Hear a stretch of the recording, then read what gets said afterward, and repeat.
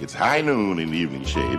At last night's game, Coach Wood Newton not only lost another football game, but fell backwards over a bench trying to protect one of his boys who'd run out of bounds. He probably won't wear the sling on his arm very long, but for right now, he's getting a nice bit of sympathy from Ava. Well, I'll tell you what. Those boys ought to be glad they got Wood for a coach. But no matter how bad they get beat, they always make sure they hold their heads up high and maintain their self-respect. Oh, by the way, after we saw that game last Friday night, Merlene decided to start up a little charity for y'all. For what? Well, it's not actually for you. It's for the cheerleaders. She thinks they need more uniforms.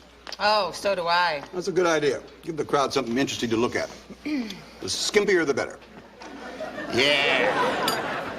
I was thinking along the lines of the Dallas Cowboy cheerleaders. Perfect. The funny thing about those costumes, the smaller they are, the more expensive they are. Why is that? I don't know. I think it should be the other way around. Yeah. It's okay, though. You know, I get a kick out of these charity things. I feel like dressing up like Stonewall Jackson and pulling my miniature cannon all over town, just like I did with the Cancer Society. Can I ask you a question? Uh-huh. You're such a good doctor. Why don't you have any dignity? I don't know. Why is it that you have so much dignity and you lose all those games? You guys. Merlene said you're auctioning off prizes. Yeah, folks are real generous about donating stuff. Yeah, here's a list of them right here. Let me see. Oh, look. Ponder's donating 6 free dinners. Harlan's donating a complete physical exam. Well, not really complete. You know, there's a couple of those procedures I don't like to do unless I get paid. Now, how about you, Wood? You want to give away something? I don't know. Every Friday night for the rest of my life. No, come on, let's think of something. No, he just had a good idea. What? We could auction off a weekend with Wood Newton. Well, after all, you are the closest thing we have to a celebrity around here. No, I live for the weekends. The weekend is when I get to be with Ava and the kids. Yeah. Now, don't be stingy. You said yourself it was for a good cause. I know, but can't we think of something else? I mean, this is our only time to be together. All right, you think of something else. I'm going to put it down here on the list. Yeah, that's a weekend with Coach Wood Newton. Right after 6 months of free pumping and removal from Dave's septic tank service. Don't be disappointed if nobody bids on it, because, you know, who wants to spend the weekend with a guy with, his arm in a sling and taking a nap? I do. Hey, Coach. Hey, buddy, how you holding up? You didn't have to come over here, Herman. Oh, I figured I'd better stay pretty close, seeing how's I'm next in line of succession. Oh, listen, I think I made a little mistake last month when I was ordering the locker room supplies. Consequently, your office is filled up with about 36 cases of jock itch powder. Well, that's good. None of my boys will be scratching in public. See you later, baby. Okay. And if I hadn't confiscated this, those boys would have burned it right in front of the school. Looks just like Herman. You don't have anything to worry about, Margaret. Rival teams have been burning coaches in effigy ever since I can remember. It was our team. I'm telling you, we gotta do something about this Herman Styles situation before it gets completely out of hand. You know, as I see it, we really don't have a Herman Styles situation. I doubt you can see anything with all this jock itch powder stacked everywhere. Just take my word for it. Everybody is fed up with him. And by the way, the referees want him to stop doing that cheer every time they call a penalty.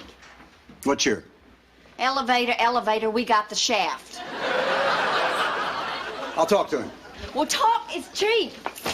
Now, I think you need to take some decisive action. And I know what it should be. I talked to Bud Freeman. His son George is moving back to town. He used to play semi-pro football down in Texas. Well, Bud thinks George might be interested in doing a little assistant coaching for you. Are you saying I should fire Herman? Well, that's what Vince Lombardi would have done. I just read his autobiography. Winning is the only thing. I think you should read it, too. You might learn something. Remember when you asked me to hire him, Margaret? You said Herman didn't know anything about shop, and then after he taught it for a while, he got real good at it. Remember when you told me that? I lied. Oh. Well, at the time, he was the only one who was willing to be the assistant coach, so I said what I had to. But now that George Freeman's moving back to town, it's a whole new ball game. Hey, Coach, there's something I gotta talk to you about. Hey, what is that? Some kind of new tackling dummy?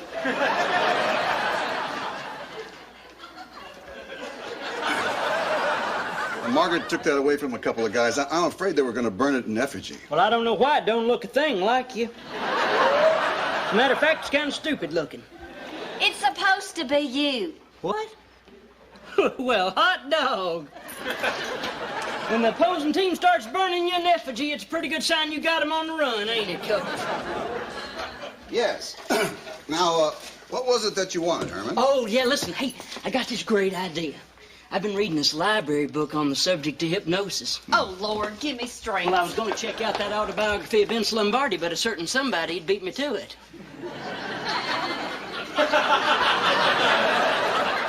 Anyway, this idea, it's going to be great for the team, Coach. You see, we get all the boys to paint spirals on the helmets, just like this one.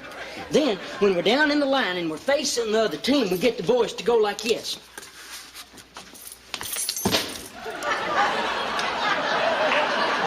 That'll probably disorient them just enough to give us the edge that we need. What do you think? Coach? I don't know what to think. Think about what I said.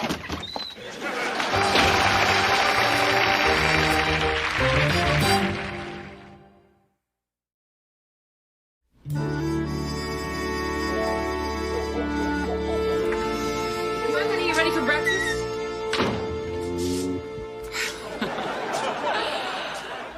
I know you're in there.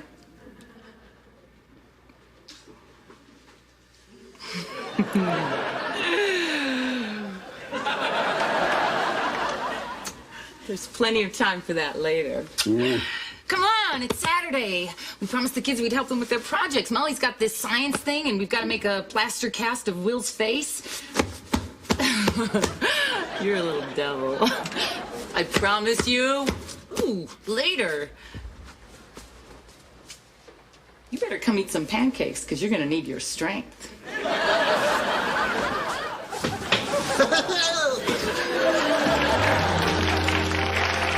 Will you say it first? Okay, we'll say it at the same time. Ready? 1, 2, 3. Good morning. Goodbye. Morning. Hi, Betty. Who's he talking to? Jennifer. I love you too. I thought he broke up with Jennifer. He did, but then she lost her mind again. It happened last week.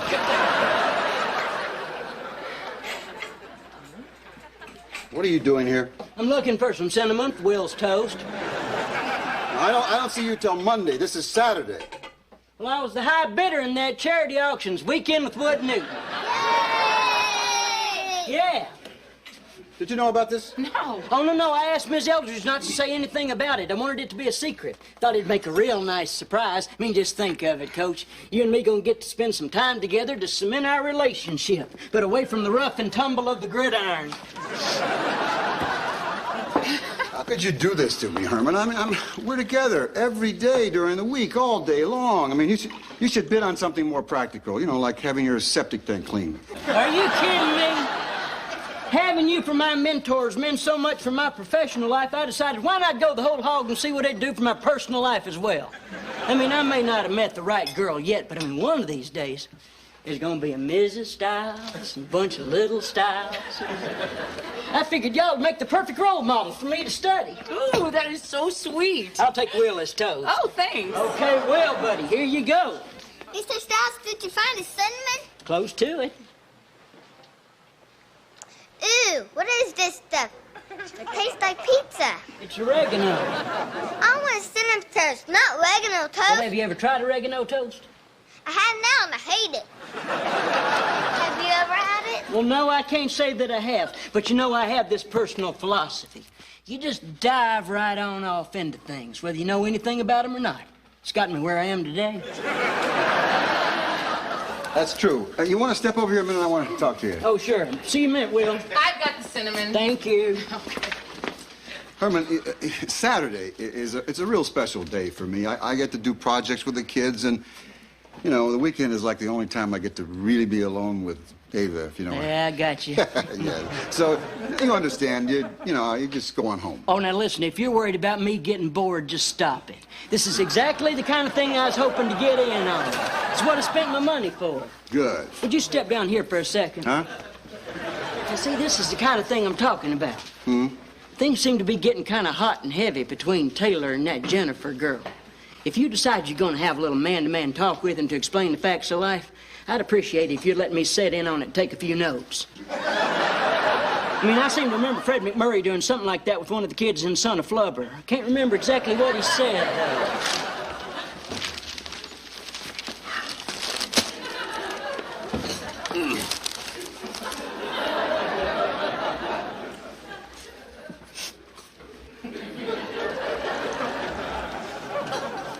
Act natural. You know, this betrays you as a man of surprising depth. What? I would have had you figured as somebody who'd start off with the sports page. No, don't fall apart when I start reading the funnies. Oh, no, do whatever comes natural. I gotta go upstairs for a little while. Herman, you want some toast and coffee? Oh, no, thanks. I'm just going to tag along with the coach. It's a euphemism. You know, I don't really... See, I gotta see a man about a horse. Got you. Coach, you'll be needing your paper. Thank you.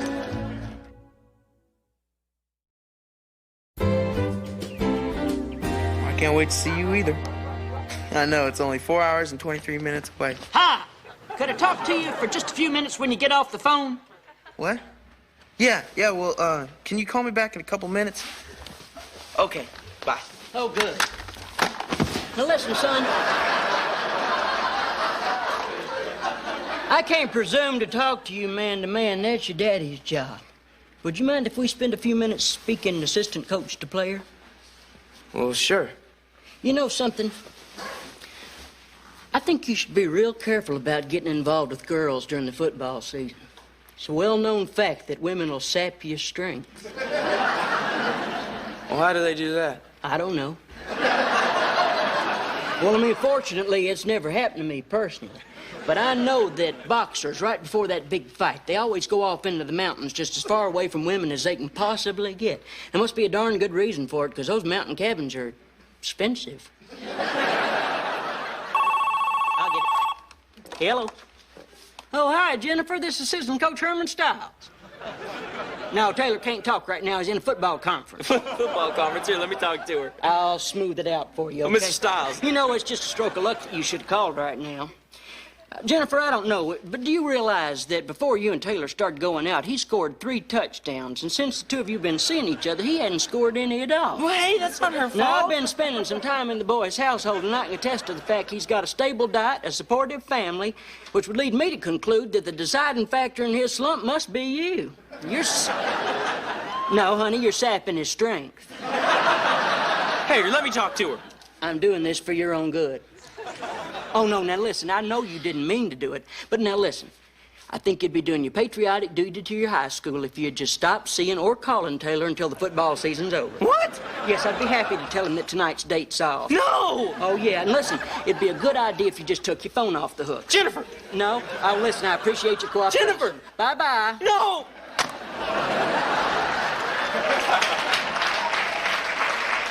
Well, that solves that problem.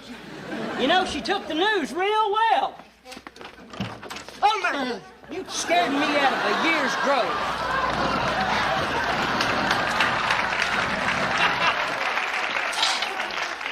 The South shall rise again. Well, I hope nobody saw you come in the house. You just tell us because you don't have a uniform. If you'd like a uniform, I know the lady who does costumes for the theater group at the Methodist No, Church. that won't be necessary. What do you want, anyway?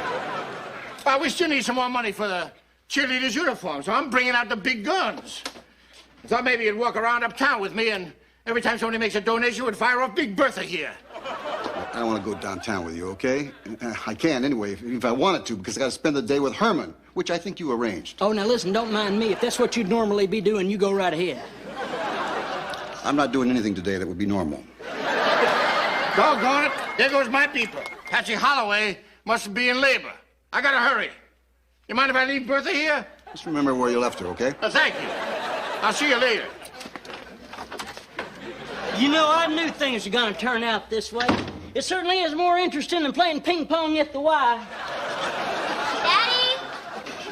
Daddy? Can we work on a miniature volcano now? Sure, I think so. Oh, listen, Coach, would you mind if I helped Molly out with her science project? You know, I've been wanting to spread my wings a little bit and see if I got that Wood Newton touch. Besides, it'd give you a little time to spend with your wife. I know the two of you like to make out every opportunity you get. This is her project. It's up to her. Are you good at science? Are you kidding me? Spent my whole childhood locked in the basement trying to figure out the perfect stink bomb. Okay. Don't you worry about a thing, Coach. By this evening, you're going to be saying Herman Styles is Mr. In Control. Well, I'll go see if Ava wants to make up. We can do it here on the table.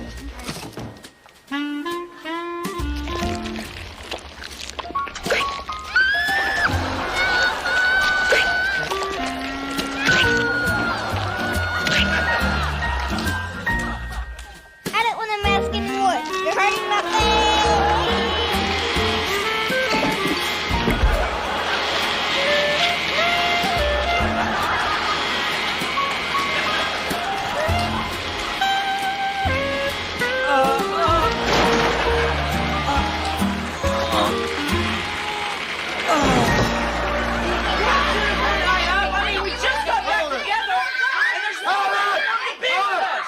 Hold it. I know this has been the worst day of your life. I'm sorry. He ruined my volcano. I'll buy you another one. I'm sorry. He tried to break my face. Well, the man is totally and utterly incompetent. What's he doing now? Last time I saw him, he was vacuuming around Dr. Eldridge's cannon. Well, I hope that Bud Freeman's son is ready to do a little coaching for me. Does that mean you're going to fire Herman? I'm going to fire Herman. Oh, what? Don't you think you're being a little hasty? I mean, Herman's got such a good heart. He's like an imaginary friend. What, I know he's driven us all crazy, but that's no reason to fire him. I really think that you should think about this. Get him out of my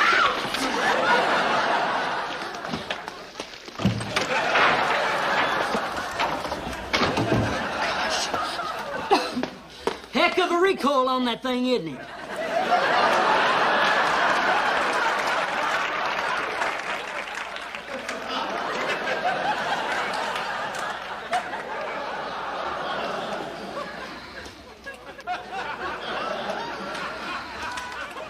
Herman, we have to talk. I don't think you understand the effect that you've had on my entire family since you've been here. Oh, I know exactly what you're talking about, Coach. I don't think you have any idea the effect being your assistant's had on my entire life. I mean, I don't know whether you realize it or not, but, you know, I never have gotten very much respect from people. Even my own daddy used to say I looked like something that was sent for and never came. I don't know, though. Ever since I became your assistant coach, when I walk down the street, people look at me and they say, there goes Assistant Coach Herman Styles. Makes me feel real proud. Did I ever tell you what I was going to do with my $400 salary? Help us fix the wall? Oh, that's nothing. I used to teach shop. I'm real good at drywall and paneling. Actually, I was going to buy a plane ticket for my daddy. I hadn't seen him in a long time. You know something that's going to tickle him pink to see me out there on that field? It's going to tickle him so much, as a matter of fact, it's not going to matter whether we win or lose. You know something? Buying this day with you and your wife and your kids is about the best money I ever spent in my entire life. You, Coach Newton. Yes. I would have knocked, but your door is open. It's a long story. What do you want, Margaret? Oh, hi, Miss Fauci. Mr. Styles, I'm sorry to mention this in front of you, but we might as well get it out in the open. I talked to George Freeman, and he's real interested in working for you as assistant coach, but he's got another offer from County High, too, so you're going to have to decide what you want to do. What are y'all talking about? Oh, Margaret was remarking the other day how incredible it is that we can hang on to you, you know, when we just pay you $400 a year. But Herman and I were discussing this, and he wants to stay, and I'd like him to stay.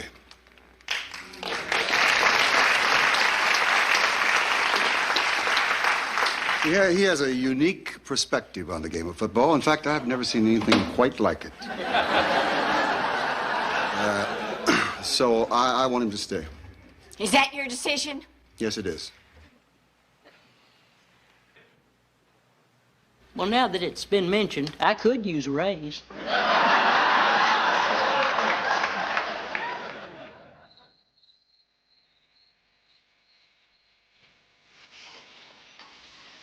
Still working? Trying to figure out a way to sneak this cannon on one of the plays.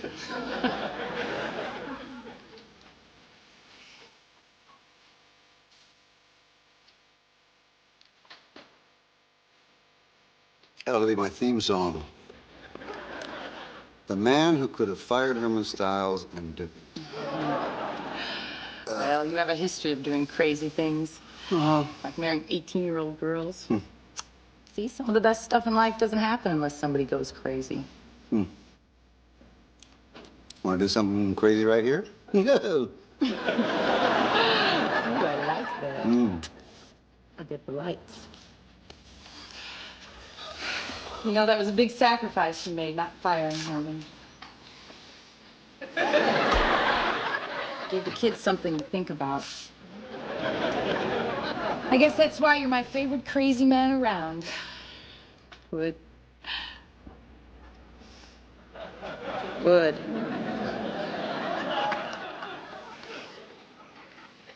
Well, maybe the lesson for the Newton family regarding Herman is that if there is no solution, there's no problem. So once again, a warm, friendly feeling moves in on a place called Evening Shade.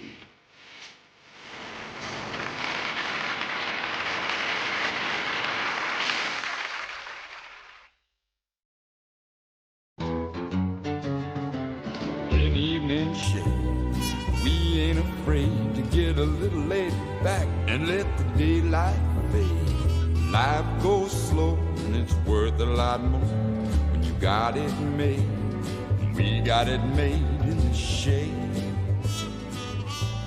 Evening shade.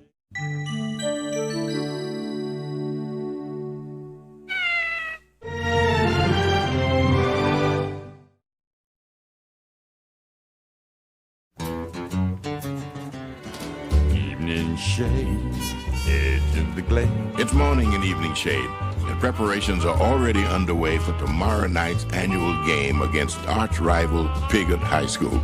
Unfortunately, it's one of the most lopsided rivalries in Arkansas, since Evening Shade hasn't won this game since 1959. But in spite of that, this game has a rich legacy of tradition and ritual. One of the most important of these is the annual uninvited decoration of the coach's house. Hey, what do you say? Mules, take that ball away. Good morning, Dub. Hey, Will, morning. Look at the toilet paper. Yeah, powder blue this year. It sure is pretty. I think so, too. Uh-huh. You know that there's an eclipse coming tonight. What's an eclipse? That's when there's a shadow on the moon. We'll have to be careful. Why? Because things will disappear if you don't hold on to them when an eclipse comes. I'm going to set my wagon so it won't disappear. I don't want to lose it. It's a big part of who I am. Morning. Morning, Dad. Thank you. Morning up. Morning, Coach. Hey, Coach. Do you notice anything different about me? No, I don't. Me neither. Watch those Piggott guys. See you, Coach. Okay. I have a feeling you're going to win. Morning, Doc. Morning. Oh, powder blue this year. Yeah. Are there any nice people in Piggott? Oh, I'm sure there are, but I haven't met him yet. Well, at least they didn't throw eggs this time. That's because the guy with the eggs got lost. Didn't seem very bright, did they? Think you could actually beat them? You know something, I do. Really? I think we got a chance. Besides that, I have my lucky towel. Why is it black? He dyed it black in Pittsburgh to accessorize his Steeler outfit. What? Amy Nolan's on the phone for you. Oh, good. She's gonna tell me if Jessica Jordan really wants to go with Scott Henry or if Jennifer Cavallo just said that to make Rudy Fernandez jealous. I was wondering about that myself. Wood, I can't believe you're gonna walk around with that mangy towel all day again. When you see Randall the Razorback, you'll change your mind. You mean that gross, hairy, ugly, disgusting warthog thing you call a trophy?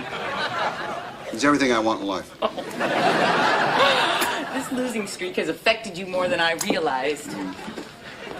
You can't kill him. He's at the age where a man could have a stroke. Good morning, Miss Ava. Coach, we got a problem. We do? As everyone in this town is aware, tomorrow night is the annual Piggott game. Why do you have toilet paper all over your house? Mr. Stiles, try to stay with me. Now, as I was saying, tomorrow night is the Piggott game. Well, you know, Margaret, I think we might beat him. Not a chance in hell. Whose side are you on, Coach? I'm just being realistic, Coach. Look, Miss Fenimore gave an algebra test yesterday, and 6 of our boys failed it, which means as of today, they're ineligible to play. Who? The whole offensive line, including Big Ed Satterfield. Closest thing we got to a secret weapon. Don't you have Miss Fenimore for algebra? Yeah. Oh, don't worry about Taylor. He did fine. I'm gonna go give me some breakfast. Passed it with the D. Hold it! D? D? It was tough. You go have your breakfast. We'll talk about how tough things can be later, huh? I'll go see what this is about. It's a shame this all had to happen the same week you got your lucky towel back. Of course, it kind of makes you wonder if it's all that lucky, don't it? Well, I was crazy to think we had a chance. Oh, we still have a chance. I got Mrs. Fenimore to agree to give a makeup test tomorrow afternoon. Now, if the boys pass the test, they can play tomorrow night. So you gonna help them study? I tried, but I can't make her do that. Well, if they couldn't learn it every day in class, how are they going to get it in one night? I don't know. But it is your responsibility to make sure those boys are eligible to play, especially Big Ed. Well, you don't expect me to cheat, do you, Margaret? I expect to see Randall the Razorback hanging on your wall Friday night after the game. Now, how you get him there is strictly your responsibility. Just remember what Vince Lombardi said, winning is everything. Of course, he had a lot better record than you do. It's just a game, Margaret. It's a Piggott game! Now, boys, this is what we call a cram session. You probably don't know what a cram session is, Big Ed, because you've never crammed for anything in your life. Now, the thing is, you've got... Excuse me, Coach. Huh? Hey, Bud, you got everything set up there yet? Oh, yeah. And, Coach, you're going to do just fine. Boys, you keep your chins up. All right, now, boys, you got to concentrate. You can't let any... Got all kinds of brain food there for you now, boys. I want you to load up on carbohydrates. Maintain your energy. Now, a lot of people say that eating too much food will slow you down, but I never found that to be true. I find my eating with a strict regimen of power catnaps. So what's Taylor doing here? I thought you passed the test. I did, but Dad wants me to take it over again so I can bring up my grade. You're making him do that when he's got the Piggott game to worry about? You want to go outside? It's cool out there. No, I don't want to go Well, I down. want you to go out. We'll call you when we get through, all right? All right, guys. Go Muse!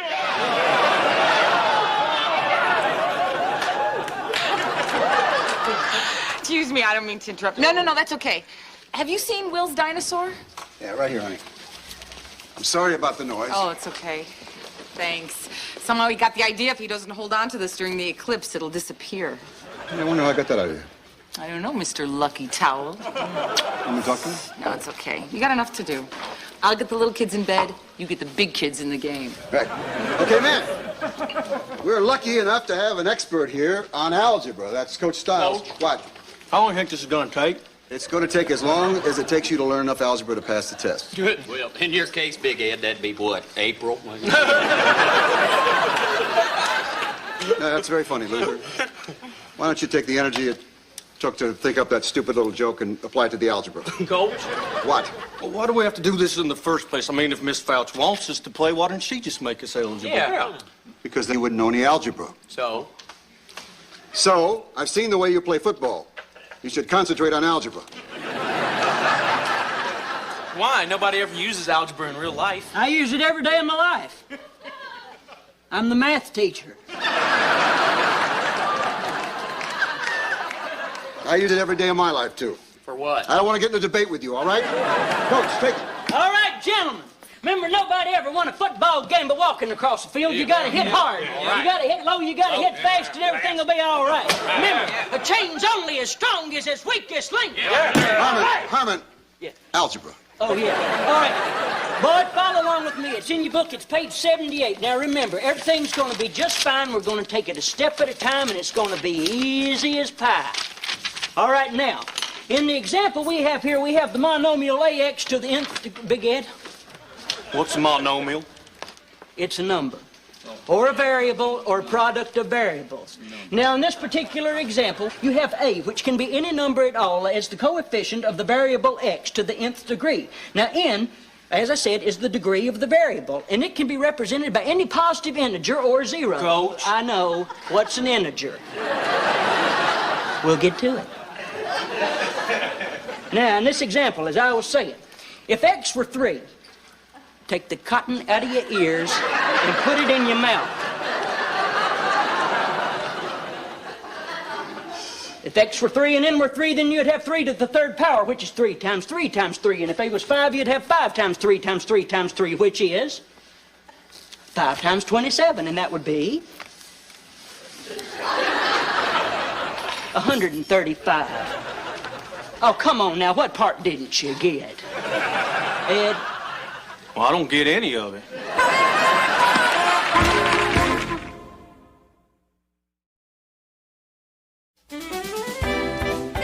Now, before we do the highest common monomial factors of polynomials, or HCFs as we call them in the trade, I'll teach you about polynomial. Now, a polynomial is a monomial or the sum over different... Toby, you are making me crazy. These boys need a break. Some pie. Get some glucose in their system. Wood Newton, half this town is out on your front porch trying to see what's going on in here. Doesn't look like they're making too much progress, which does not surprise me. Coach Stiles is doing the best job he can. He just needs a little more time. Mm-hmm. And you're probably trying to get it to make sense. Well, don't you think that'd be a good idea since they have to pass a test on it? Oh, please, I am so sick of everybody talking about this test. Now, listen, I always did real well in algebra, and I am willing to help. But, first of all, you gotta get their attention. What the hell's going on? Oh, please. The really awful thing about algebra is that the harder you try to figure it out, the less sense it makes. Right? Gentlemen, what does this remind you of?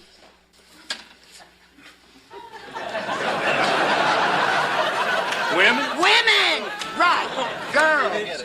Now, can any one of you tell me that you truly do understand the female sex? You? No. You? No. You? You? You? Forget about it. Gentlemen, you do not have to stumble through life like a big bunch of testosterone bombs just waiting to go off. No. You can use algebra to understand women.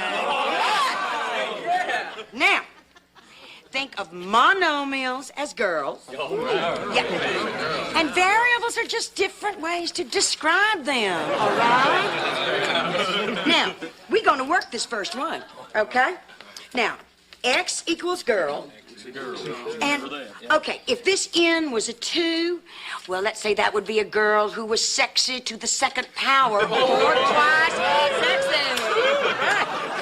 And A equals Eden and Shay, okay? So, AX to the 10th power would be a very Sexy girl from Evening Shade.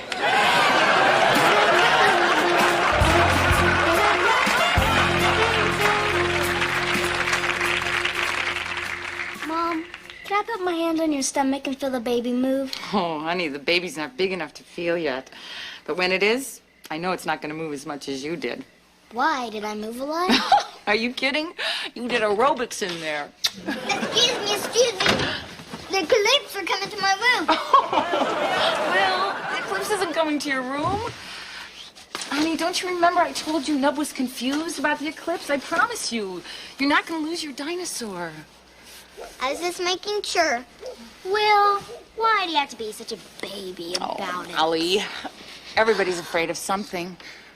Oh, look, it's just about to happen, see? Yeah. Oh. Hey, I got an idea. The eclipse won't take your dinosaur away, but maybe if we each say what we're afraid of, maybe the eclipse will take that away, and then we'll have one less thing to be scared of. How about it? Yeah. Okay, you go first. Well, I'm kind of afraid to have a baby. Because in one of the chapters in our science book, it kind of sounded like that movie Alien. Oh, honey. Well, you don't have to worry about that for a long, long time. But when you're older and you fall in love, you get married and you really want to have a baby, it's not very scary at all. Okay. Now is it my turn? Yeah, it's your turn. I'm afraid to be alone. But Will, you're never really all alone. You know that. Like in Sunday school, Will. I know what you're talking about. God. That's right. I want someone with skin on them. Will I do? Sure, Mom. Okay. Tell us what you're afraid of. Oh, that's easy. I'm afraid of the day you're all going to grow up and move away. Because I'm going to miss you so much. Maybe if you hold on to us, we won't go away. Just like my dinosaur. Okay. That's a great idea. Oh, I just love you guys so much. I'm going to squeeze you forever. Oh, look, it's starting to happen. Wow, Can you see it's starting to go over a little. Look, guys, isn't that pretty? Wow, look at that. Oh, my God. Oh, look at that little ring on it. You know what, Frida? You surprised me in there. But I think a lady of substance should always have unexpected qualities. Besides, you surprised me, too. I did? Yeah. There were a lot of real easy ways you could have dealt with all that, but you just stuck to your guns. I like that. Thank you. Don't let that kiss go to your head. Boys, let's walk. Good night there, Frida. Ava, darling, don't you let Wood make you clean up that mess. It was his party. Frida's right. I'll help clean up. Oh, no, Harlan, it's late. Merlene's probably worried. Now she's spending the night in Memphis. She wants to go to the zoo in the morning. Wants to see if they'll loan her some penguins for our next party. For what? Oh, she thinks it might be classy just have them stand around with the guests.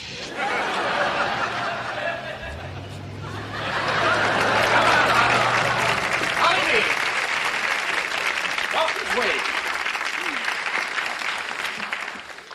Did you see the eclipse? Yes. Well, what are you doing out here? You should be in bed. I'm keeping Mom from being scared.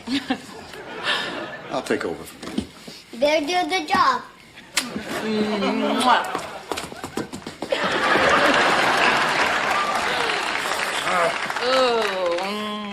So how you doing, Coach? I'm tired. I just hope these kids understand algebra a little better. Even if they fail, I just hope they understand algebra better. I love that you think so.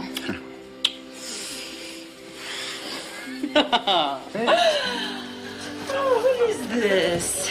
Is this your lucky towel? Yeah. Well, I don't know how lucky it is for you with football.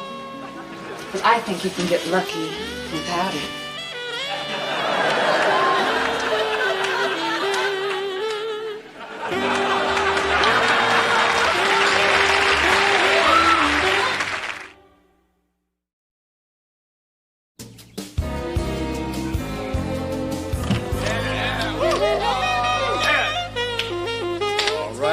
Enthusiasm. This looks very good. This looks very good. Yes? What'd you get? I got a B. Who else got a B? I got a B, Coach. Very good, Philpott. Very good. How about some A's? We got some A's? No. C's. We got a lot of C's? Got one C. Okay, how about D's? Because I just made it, Luther. Very good, you guys. I didn't see your hand go up again. Well, you haven't asked for the right letter yet, Coach. F. Plus. Now, you said the important thing was to try, and I tried really hard, so I was wondering if you go ahead and talk to Miss Fouts so I can play? Yeah. Come on. I can't do that. Come on, Coach. It's the Piggott game.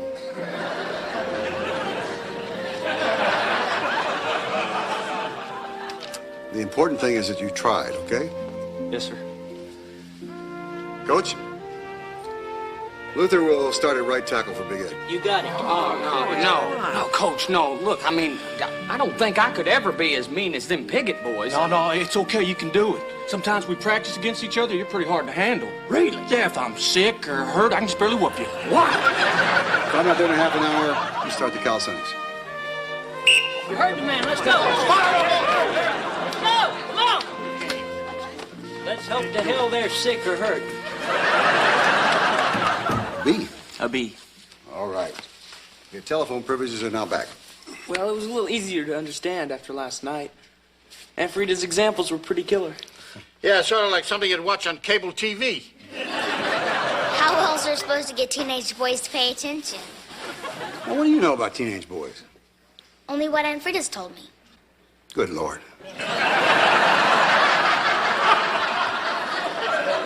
I want you to tell Aunt Frida not to speak to you for the rest of your life, okay? Look, I gotta go catch up with the guys. I'll see you at the game, okay, Dad? Okay. See you later, Doc. Hey, Taylor. Yeah. You did good.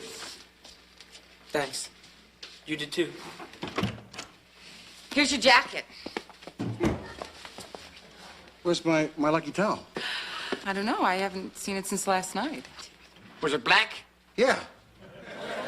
Looked like a rag? I threw it away. What? Oh, no, it's trash day. It's trash day. Don't worry about it, boy. We can run out and buy you another lucky towel. You can't buy a lucky towel. If you could buy a lucky towel, everybody have a lucky towel. Well, now I know what you're going to do. I know what we're going to do. We're going out to the dump and we're going to look for it until we find it. Now, I am a doctor, Woodrow. I've got to take care of these hands. I can't be digging around in garbage with them. Glad I found these gloves. I got to save my hands. I am a surgeon. I'm beginning to smell like sturgeon. Something ran between my legs before. I thought it was a dog. It turned out to be a rat. Oh, shut up. Will you stop complaining? I'd rather spend 13 years in a locker room with Herman Styles than spend one more minute in this dump. Stop growling, will you? Doesn't help. You boys better have a good reason for going through my refuse resource. What? When the city leaves it here, it all becomes mine. No, we're just looking for a little old black towel somebody threw away by mistake. It's black? Yeah, I dyed it black because I used to play for the Steelers, you know. You played pro football? Yeah. I knew a guy that played pro ball. You ever heard of Wood Newton? As a matter of fact. Big jerk. You're right. Why do you say that? I played high school football against him for Piggott. Only time in 30 years that Evening Shade ever beat us, and it still riles me up just to think about it. Why'd you all want that towel? What'd you say your name was? Sam W. Huckabee. Friends call me Sam W. I played football against you. I'm Wood Newton. You are? I remember you. You were tough, boy. I mean, you made a couple of unassisted tackles on me. Sure did. Well, I really didn't play that much. What kept you out of the game? Bad feet. Well, your bad feet probably, helped my career. Probably saved his career. Yeah. I used to say, can't run against old Sam W. That's right, old Wood would say. Can't run against old Sam Huckabee. Yeah. Nobody hit as hard as Sam Huckabee. Not even Dick Buckus could rattle my teeth like Sam Huckabee. Now, you probably saved his life every time you hit him. He was right. I think you're going too far on it. Who are you, anyway? Dr. Holland Eldridge. You know, I've been looking for a doctor ever since I moved here from Piggott. A good family doctor. Now, do you make house calls? Sometimes. Well, you know, I still got them bad feet. You like to see them? I'd love to, but we gotta work on finding that towel right now. Well, I might be able to help you boys find that towel. Really? Yeah, I saw it when I was sorting my recycling. Where? Well, I ought to get something if I'm going to help you boys out. What'd you have in mind? Well, I wouldn't mind somebody looking at my feet. I can't do it right here. Why not? No feet, no towel. All right. This is a very expensive procedure. Oh, it'll be worth it when you see that. You just jumped up to my proctology rates.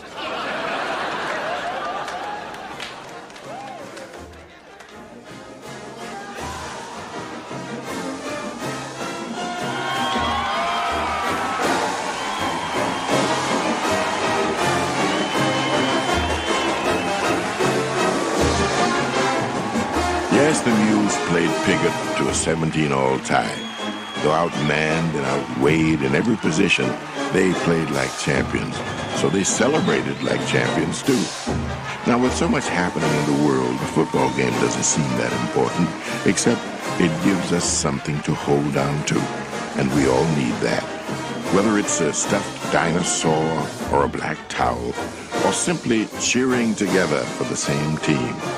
And so it goes on a cool fall Friday in a place called Evening Shade.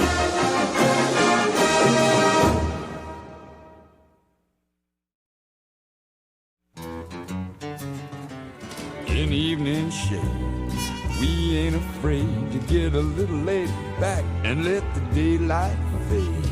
Life goes slow and it's worth a lot more when you got it made. We got it made in the shade. Evening shade.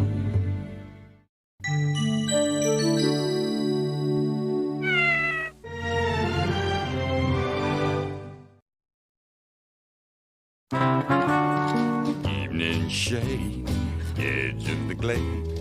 Not much to do, ain't we? Got it made. Cool part swing and some lemonade. This is Arkansas at its best in the evening shade. Evening breeze, rustling the leaves. Just you and me and the birds and the bees. Ain't life grand when you can live it with ease in Arkansas in the cool evening breeze. It's morning in Evening Shade. And Ava Evans Newton, our prosecuting attorney, is getting ready for another day of plea bargains, zealous defenders, extradition, and due process. She's been at her new job for 2 weeks, and she's still getting used to it. But then, so is her family. Look, you don't understand. We don't have separate cells. That's why we chained him to the floor. That's right, basically. He destroyed a gas station and cut a man's head off. Mom's job's kind of rough, huh? Yes, it is. Don't forget, you have to drive me to Brownies after school. Oh, honey, ride your bike over to Brownies, okay? I gotta take Will to the dentist. Why can't Mom take him? Because your mom has a tough case this week. She's gonna be home late. Ew, make him close his mouth when he eats. Close your mouth when you eat. That reminds me, Mom, I need that $20 for Key Club dues. Well, what are you asking her for? Why don't you ask me? Because you never have any money. I got money. Don't be ridiculous. How much money do you need? $20. $20. Okay, $20. $20. I don't have $20. I got $20. You want to loan it to me? Write me a check? That's okay, here. Look, I gotta go. Don't forget to tell Lucille to put the dishes in the dishwasher. Lucille's day off today, honey. She won't be here till tomorrow. Oh, my gosh, I need a suit press for court in the morning. I've got to work on my opening statement for the jury tonight. You know, I didn't know when you were elected prosecuting attorney that I was never going to see you again for the rest of my life. How do I get an appointment? You could always rob a liquor store. I can't this afternoon. I got to take Will to the dentist. Oh, honey, since the cleaners is next door to the dentist, do you think you could get my blue suit pressed? I could pick it up after work. Oh, wait, no. I've got a 5 o'clock budget meeting with the mayor. I'll do it. Thanks. Bye. Bye. Dad, Hmm? will you put this bread in? Sure. Dad, Huh? I swallowed my tooth. Good, then we won't have to go to the dentist.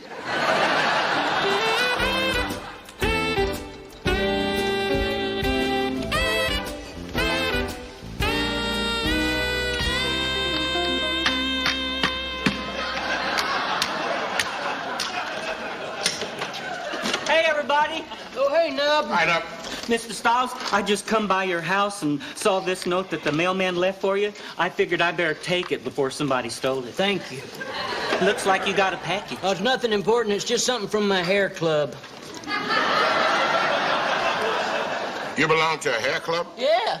I saw about it in this magazine. They send you treatment once a month. They have to mail it fresh, though, because it's got some kind of animal urine in it. You put urine on your head? Well, it's not like I go to the hospital and steal bedpans or something. It's a very rare, exotic animal urine. Go ahead, feel my head. You got a new growth coming in. No, I don't want to feel your head. I don't want to be in the same room with your head. Hey, have I ever told you all about my 2 weeks in Yellowstone Park? No. That's good. That was a very special time. And I don't feel like sharing it. Hey, ho. You got that ball now, really go. Guy kind of has trouble staying on the subject, doesn't he? Yeah. Coach, you awfully distracted today. No, I'm fine. Oh, come on now. This is your buddy Herman you're talking to. What kind of problem is it? Is it personal, professional, or domestic? I don't want to talk about it. Domestic.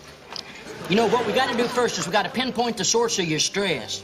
Well, it's not stress, really. It's Ava's job. You know, it's turned out to be a lot harder than we both thought.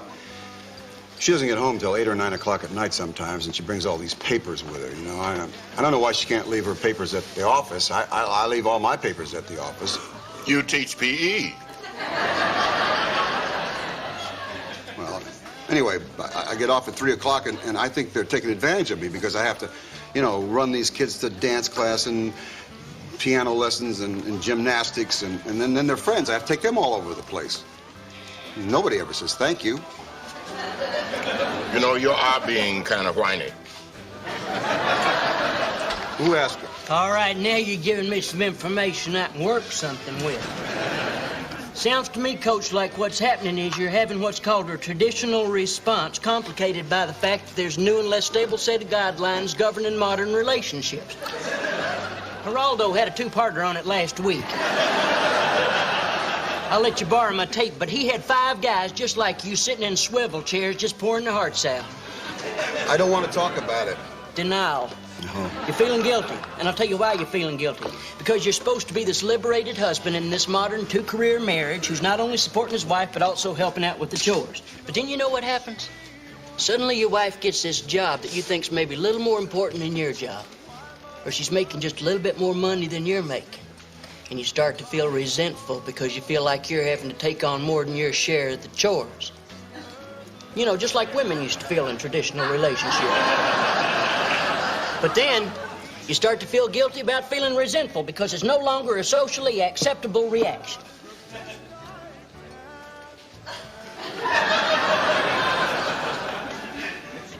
Don't you have to go to the post office to pick up your urine?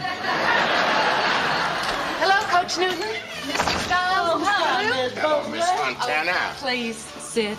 Oh, listen, how's that Jack-in-the-Box costume I made for your striptease act working out? Fine. The crank fell off, but I taped it back on. I just heard from your father-in-law. He says to say hello.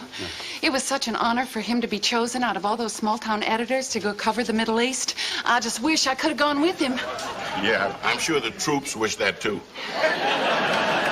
Now, you're a woman. That's right. Did you see the Geraldo last Thursday and Friday? Traditional men, modern women? That was so interesting. I saw something practically just like it on Phil Donahue the week before. Coach here seems to be suffering from house husband burnout. Just like Roger from Detroit. Exactly. Don't you have something to do? Like what?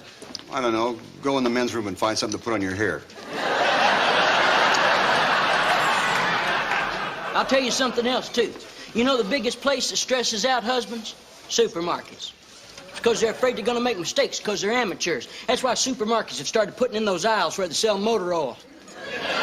It's so that the husbands will have a place where they can go and stand and feel secure and ask each other questions like, hey, buddy, if your woman asks you to buy a turkey, do they mean for you to buy that bag of guts, too? Hello, everybody. Oh, hey, Miss Elders. Oh, no, please sit down.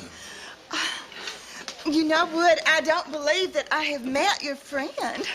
Oh, this is the lovely Fontana Beausoleil. Merlene Eldridge. This is such a pleasure. I just have to tell you, Miss Marlene, I've admired you for years. You have? I just love your clothes. Oh, you do? I saw you at the Walmart last week, and you had on those pink suede pants with the lace-up crotch. Oh, well... Where are you going? To the kitchen. I gotta check on the meat.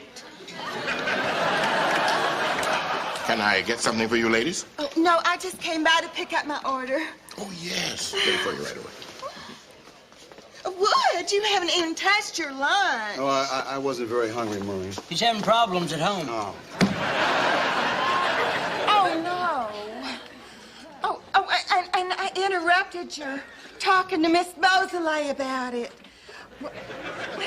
In your line of work, you must have men pouring their hearts out to you all the time. It must be sort of like being a psychiatrist or a prostitute. Not that I'm implying that you're either one of those. Oh, it's okay. I know what you meant. But, you know, since we are talking candidly here, there is something that I have always wanted to ask you.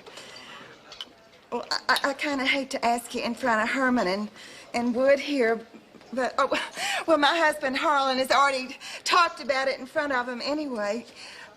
But, well, he saw your act one night, and he was just absolutely fascinated by how you were able to make your one tassel go east and the other one go west, and both of them spinning about 100 miles an hour at the same time. Now, I don't care what anybody says. That is a gift.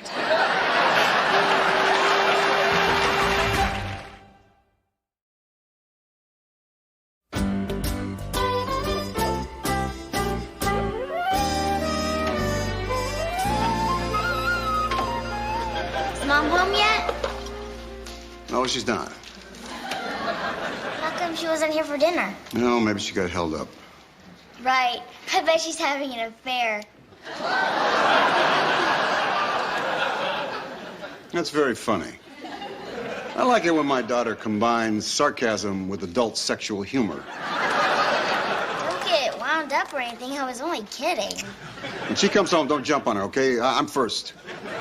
I'm older than you. I got some things to talk about. What do you want to talk to her about? I need help with my homework. Well, you could have come to me about that, you know. I'm not some ex-no-necked football player, you know. I mean, I'm a nurturing father. I'm a college graduate. It's math. Talk to your mother. She'll be home in a minute. Hi, sweetie. Two sweeties. Sorry I'm so late. Mom, I really need Honey, help. I'm first, okay? You go upstairs. I'll send her up in a little while. Oh, you found your way home, huh? I said I was sorry. The kids get their dinner? Well, everything they can reasonably expect from a single parent.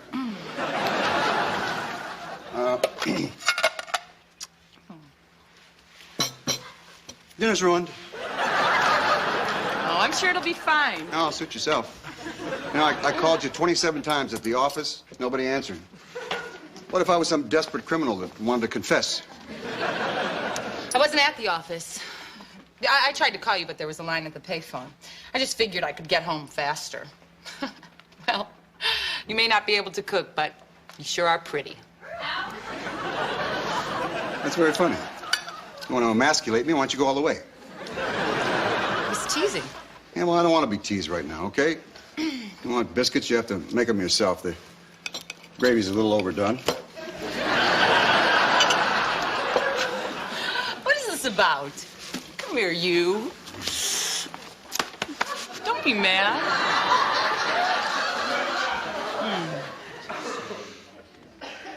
You've been drinking.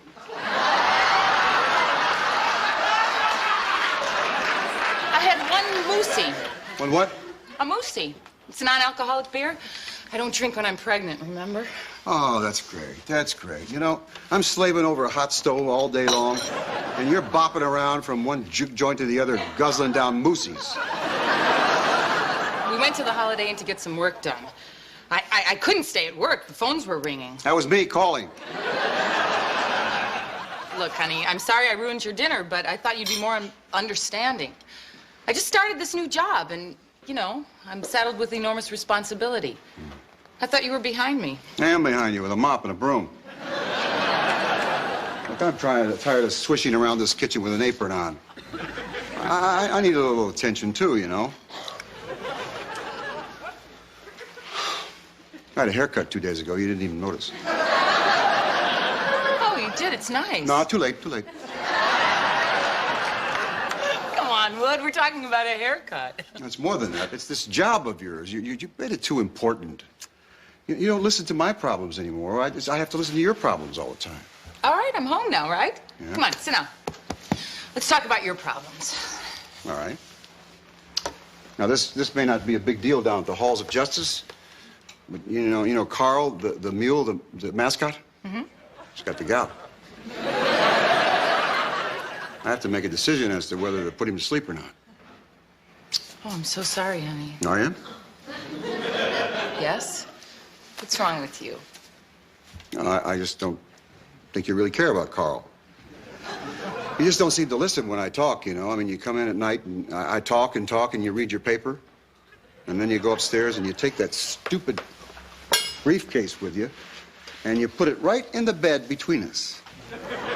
And if I will get you 10, I roll right over on top of it in the middle of the night. Not to mention the fact that you just keep snapping it open and snapping it shut.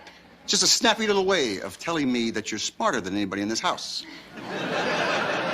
Now you're really starting to act immature. Oh, yeah? You want to see immature? I'll show you immature. I want you to take this apron and I'll fold it on all 5 sides and you can put it anywhere you want to put it. Because I am not some little wimp on the Phil Donahue show. I'm a football coach. A cigar-smoking, poker-playing, baseball cap-wearing football coach, and I'm going to stay that way the rest of my life. Where are you going? To my mom's.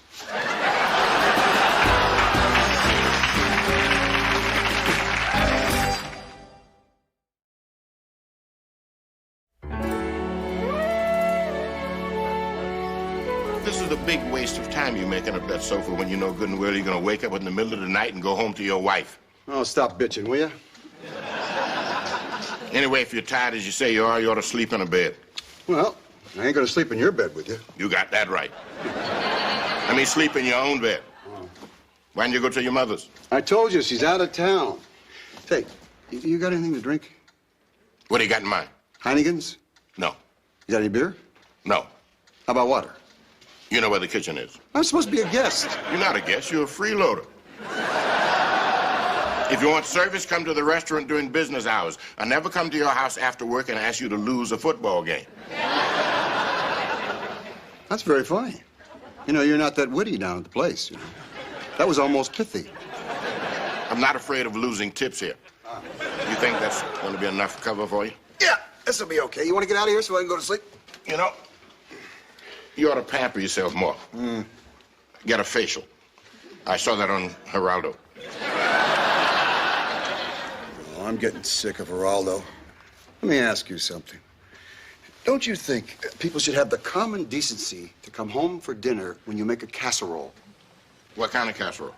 Tuna casserole. Not only that, you know, the kids are starting to hate me because I discipline them all the time. And then when she comes home, they just run in her arms like she's the only parent they got, you know? And when she talks to me, she only talks to me about criminals and lawyers and people that chop people's heads off. Are you ready to go to sleep? Yeah. Am I keeping you up? I'm sorry. Don't mention it. And one more thing. Yeah? Don't snore unless you hear me snore first. If you get up before I do, don't use all the hot water. And don't use my towel. Which towel is yours? My towel is the big, soft, fluffy one. Yours says Howard Johnson's.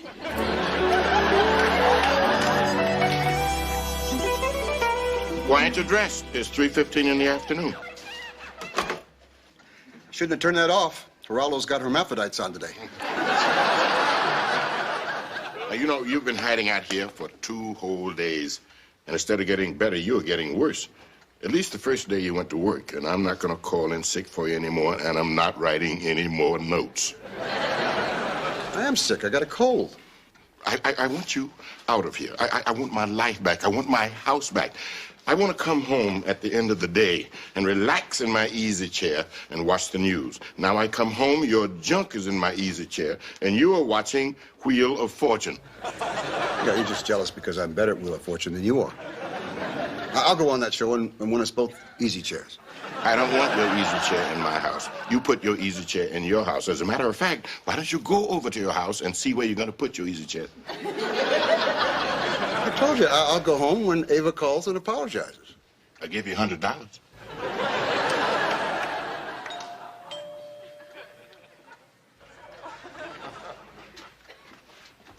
Hi, Ponda. Frida! Come on in.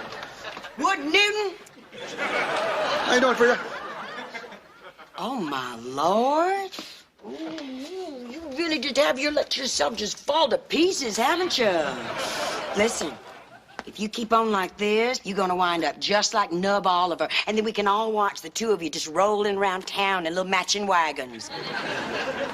What did you want, Frida? I just came by to check on you. What'd you do with my mail? It's under that stuff there somewhere. I cannot believe you just sit around here all day. You don't talk to anybody. I talked to the mailman today. He came in, we had a cup of coffee. You'll be interested in this, Frida. He told me that his sister had all of her ovaries taken out, and about 10 years later, she went to the hospital, just to have a checkup. They grew back. Isn't that amazing? Now you see what I'm up against. I come home and all he wants to talk about is whether Philip is going to get back in time for Beth to have a baby on Guiding Light. Oh, honey, it's plain to see we have got ourselves a major case of depression here. I'm not depressed. I'm just a little tired. Oh, please. See, don't you talk to me about depression. Now, I know depression. I was Valentine's Queen at the state hospital. I mean, this is easy to understand. You and Ava have never been apart in the same town before. Hell, you never even been apart in the same room. Well, we're apart now, and apparently she likes it that way. Oh, what do you mean? Oh, she could have called me. She's like me. She's got too much pride. You just up and left her high and dry. I didn't leave her high and dry. Lucille's there. Lucille is sick. She's not coming anymore. But, don't worry. Ava and I've worked it out. I'm in charge of everything. See, I'm going to take the kids out to eat every night, and then I'm going to teach them to meditate. I'm going to give each one of them their own little mantra. And, 2 nights a week, Taylor and I are going to drive up to Little Rock, and I intend to introduce him to the wonderful world of ballet. Where you going? I'm gonna pack.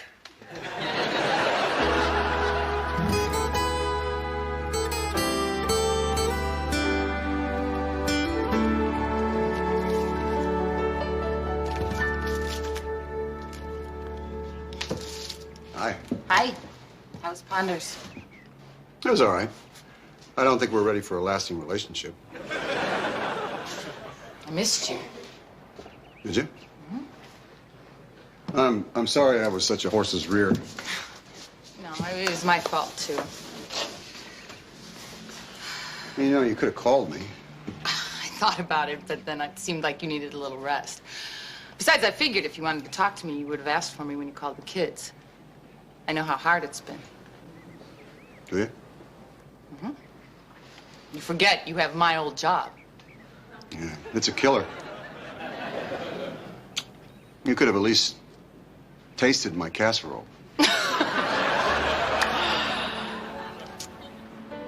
I'm sorry prosecuting attorney is taking up so much more time than I thought. I really should have taken the time to thank you, though, for picking up the slack. That's okay.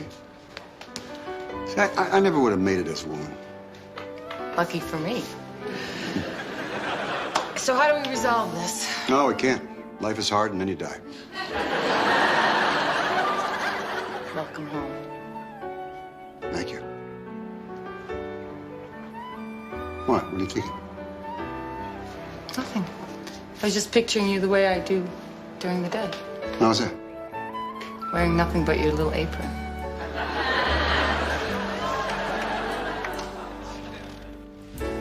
You're bad.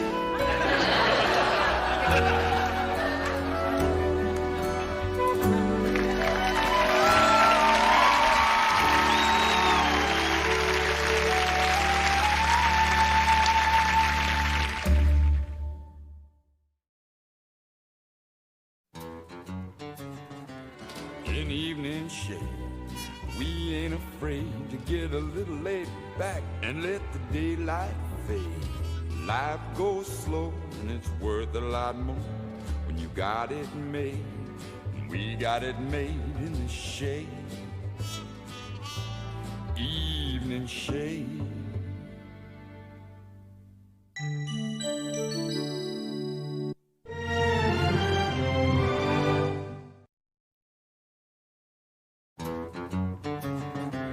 In evening shade, we ain't afraid to get a little laid back and let the daylight fade. Life goes slow and it's worth a lot more when you got it made. It's high noon in Evening Shade. A television film crew has just arrived in town. They're preparing to shoot some battle scenes for the sequel to the miniseries The Blue and the Gray. In another part of town, at Blue's Barbecue Villa, Wood Newton is holding court, totally unaware that in a few short hours, Hollywood will be calling. Hey, why don't I take off this afternoon? You get Taylor. We'll do a little hunting. Oh, I'd love to, but I got 2 classes this afternoon. You know that I've lost my older son. He's gone off to become a movie star. You know, I think that you and I are the only 2 people in town not trying out to be in that movie. Right. Hey, Coach. Hey, Ponder. You know? You're never going to believe it. I went over there this morning where they were having those Hollywood tryouts, and they said they might try to hire me to be a gopher. And then this guy comes out, they call the director, and all of a sudden he looks at me and starts jumping around all excited and screaming about how fabulous and real I am. And next thing I know, they're trying to give me a part. Well, that's great, no? What part was it? The half-wit. I'm not going to accept it, though. I just instinctively knew it wasn't right for me. Anyway, I'm saving myself for Rescue 911. Hey, Coach. Yeah. Hey, listen, I can't thank you enough for covering for me this morning and helping me out. Oh, that's all right. You know, people are always kidding me because they say I've seen every movie ever made. Sure came in handy this morning, though, during those auditions. What happened? Well, I started out with a little James Cagney. And then I finished up with just a little bit of Eleanor Powell.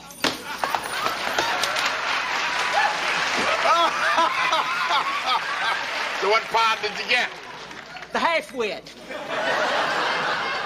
Well, there's only one line right now, but they say it's the part that's probably going to expand. Oh, what's the line? Well, I don't want to spoil it for when you see it on TV. Okay. But if you really want to know, I'll tell you. It goes something like this. Excuse me, soldier, but have you seen my old dog's lost bone? What do you think? Very good. Well, I'm not really going to say it like that. I'm going to do it a whole lot better than that. Boy, you should have seen that casting place. It's like some kind of scene out of Spartacus or something. People have been driving from everywhere to get to be in this thing. There's even these 2 women from Chicago. They was dressed up as guys on bikes. One of them kind of grabbed me by my crotch and said, "Hey, where's the snack bar?" Hey, Woodrow. Oh, hey, Dr. Ponder. Mr. Stiles. How you doing? Well, I'm a little surprised, actually. I got up this morning, I thought, hell, Monday morning's always slow at the office, and they got this movie company shooting the Civil War, and I got this Confederate uniform. So why don't I just try it on and see what happens? And I got a call from the man in the movie company. It's called the unit production manager. It seems that this Shelley Darling, you know, she's got the lead in this miniseries. Anyway, it seems that the doctor who gave her examination didn't fill out the insurance papers correctly, and now they're threatening to shut down production unless she has another physical immediately. Don't tell me. You're going to do it. That is right. In just about 1 hour, I am going to be standing in Shelley Darling's trailer giving her a complete workover. Shelley Darling. I don't remember her. Well, I remember her. She is a big star. Now I am her physician of record. Next thing you know, what with one referral leads to the next, and that Jacqueline Smith will be calling me every time her kids have a sore throat. It's a short step. Hey, Linda. Hey, honey cakes, how'd you make out? Just went awful. I didn't even get to read for anything. Oh. They said, though, if I came back tomorrow, that they might be casting some more extras. You owe me $50. I thought you were going to try out. I only did it to prove a point. Well, she got one line. She had to beat out two rough-looking chicks on motorbikes to get it. Miss Beausoleil sure does look happy. What part'd she get? Shelley Darling's wet nurse. It's non-speaking. Just call him back and tell him I can't possibly finish these battle scenes by Saturday. I mean, there's just no way. First of all, we are 5 days behind schedule. 6. And the Weather Bureau says rain. Gentlemen, I am just a director. I am not a miracle worker. That's Alan Roth. Nobody's blaming you for the weather, Alan. It's just that Dennis really doesn't love it when you go over budget. Well, why don't we just try stop calling Dennis, okay? So he doesn't know everything? That's my job. You know, I work for the studio. We all just want to make a really good picture that we can all be proud of. Look at this place. The barbecue villa. Is this cute? You know, Shelley called Dennis to complain about her trailer. What's wrong with her trailer? I mean, that is the very best trailer we have. She says it's not level. She says you're doing it on purpose. Why would I do that on purpose, Nadine? Jeff, you are talking to a man who swills Pepto-Bismol every day for breakfast. I am not out looking for trouble. If her trailer is not level, then maybe it's parked on a hill. Maybe we should level the hill. Doug, level the hill. And what would you find people like for lunch? Do you have some kind of a fresh fish with a little pasta and fruit on the side? No, I'm sorry. We don't carry that. I hate rural location shoots. Jeff, will you get pleased with this program? This is authentic barbecue. This is not a Hollywood frou-frou lunch. What do? Get some kind of a brisket and chop it up and pour that red stuff all over it? I'm sorry. I'm not allowed to tell you that. It's a secret recipe that's passed along only after you marry your cousin. You have a wonderful voice. Thank you. That voice is wonderful. You know, maybe we should hire him as a speaking extra. We don't have enough blacks to be slaves. Yes, age-old problem. Excuse me. We couldn't help over here. I'm Dr. Holland Eldridge. One of your people called me today. They'll give Miss Darling her insurance physical. Yes, that was me, Doug Jackson. I just wanted to say, pertaining to your comment, that my wife and I would be happy to play slaves, you know, if you're running out. Well, you know, that is really very kind of you. Now, what did you say your names were, please? Fred and Ethel Mertz. Harlan and Merlene Eldridge. Harlan and Merlene. Eldridge. Eldridge. Did you get those names? This is cute. Now, Harlan, I'm terribly sorry, but we really have given away all the local parts. I just love this little man in the wagon. I think I do. Now, look at that. Is that not marvelous with the tambourine and flag? That's nothing. Look at this. I'm using all my motor skills at once. Now, this is pure small-town Americana. I mean, you cannot duplicate this, Doug. This cannot be duplicated. Excuse me, Mr. Roth, but my husband Harlan and I would be interested in playing just almost anything. Go ahead and sing, honey bunch.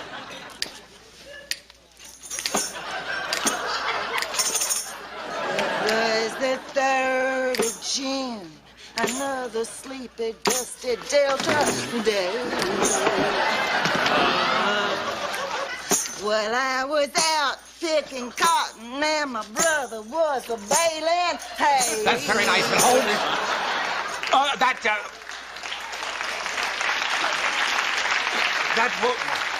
That will not be necessary. Merlene will call you. Gentlemen, there are no more local parts. I'm terribly sorry. Except for a dark and brooding Confederate colonel. Who is that man over there? Harlan Eldridge. No, not you. Get out of the way, you. And everybody back. That man there. Who is that man? Who? That's our football coach, Wood Newton. No, that's not the football coach. That's our Confederate colonel. Not you. Will you get back? That's Colonel Rodney Stone.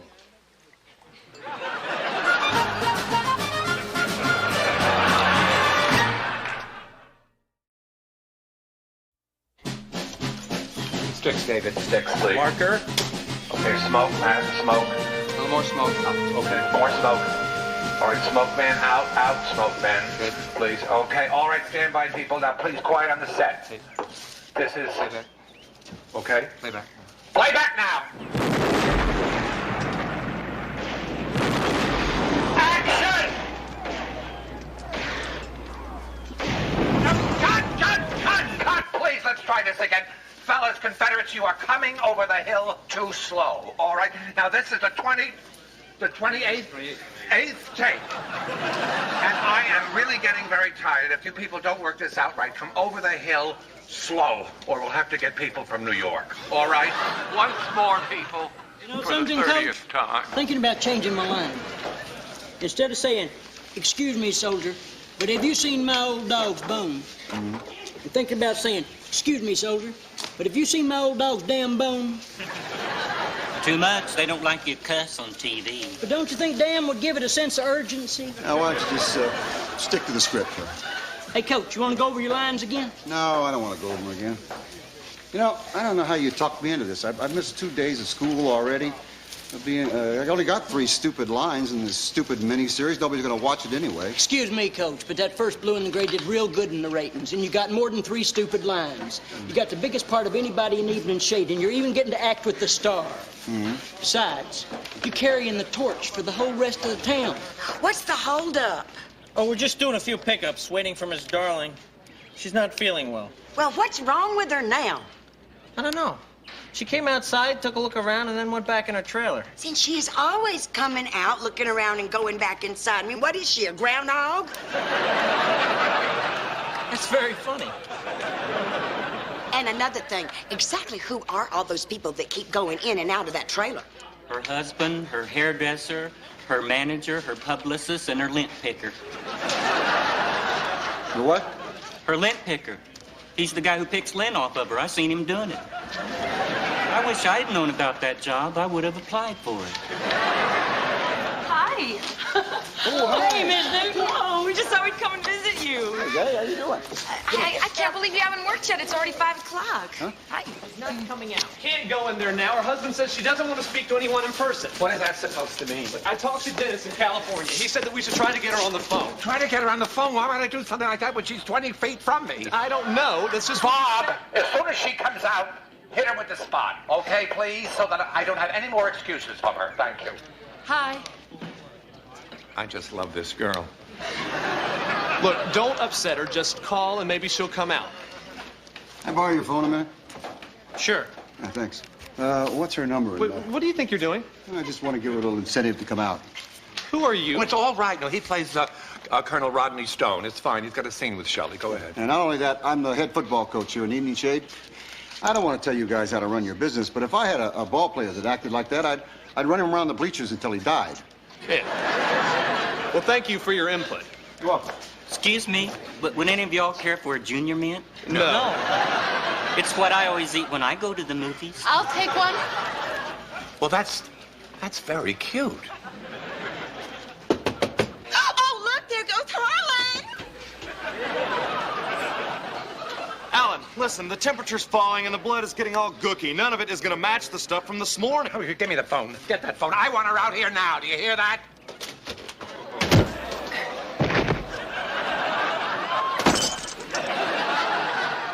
Hit it with a spot, Bob. You stupid idiots! When I asked for a doctor, I didn't mean some big dumb goober from this hillbilly hellhole. I meant a real doctor. I meant you get that SOB sorry excuse for a studio head, Dennis, whatever his name is, to send his personal jet with some real medical personnel on board.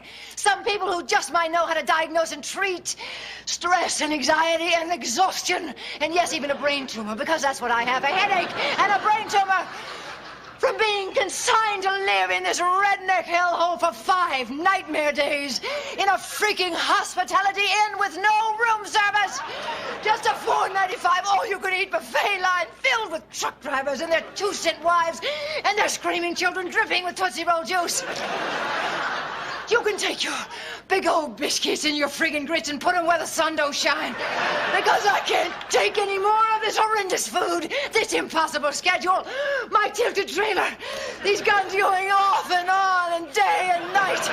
And I will go insane if one more person says, you all come back now, you will. This is all your fault. You sorry, slimy wimp. You did this to me. And just for that, you can stay out here and freeze your big stupid butts off all night with your new rosy cheeks, slack-jawed hick friends, because I won't be coming out for another 6 hours. And you can put that in your big bullhorn and blow it, Mr. Ferret Face.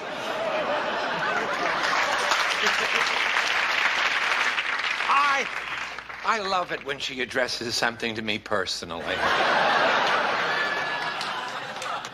Well, gang, you can relax. It's going to be a long night. You know, if she takes 2 minutes out of that speech, it could be wonderful.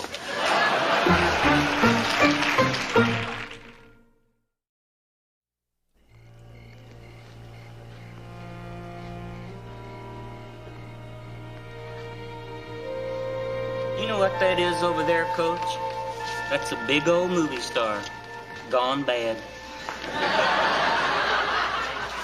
I think you're right, Nub. I bet she's making $100 a day, too. Try $10,000. Wow. Boy, I bet you guys know a lot of movie stars, huh? We know a few. I guess deep down inside, they're just like you and me, huh? No, they're nothing like you and me. Excuse me, but why don't you just fire her? If I refused to come to work for 3 days, my boss would certainly fire me. That's in the real world, dear. We're from Tinseltown. She sure couldn't treat people this way if she lived around here. That just wouldn't be right. That's an interesting phrase. That just wouldn't be right. Did you ever hear that, Doug? You know, I never heard that. That just wouldn't be right. I heard it won't make money. Or we might get caught. But I never heard that just wouldn't be right. I mean, that's extraordinary. These people are a gold mine. Somebody should come down here and study them. We shouldn't be making this movie. We should be making a documentary. Hey, Coach. You gonna quit? No, I'm not. I got a lot of time invested here. I'm gonna wait her out. That's the spirit. She's got to come out of that trailer sooner or later. Hey, fellas. What y'all want to do now? I think we should all sing Kumbaya. I just love that guy. Why don't we run over your lines again? All right.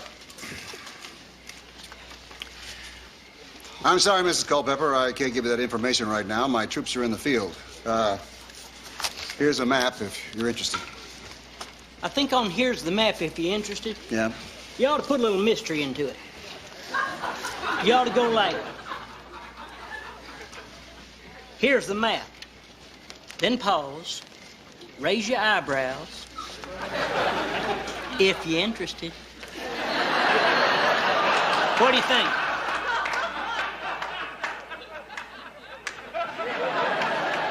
She's not coming out. Bob, kill the spot.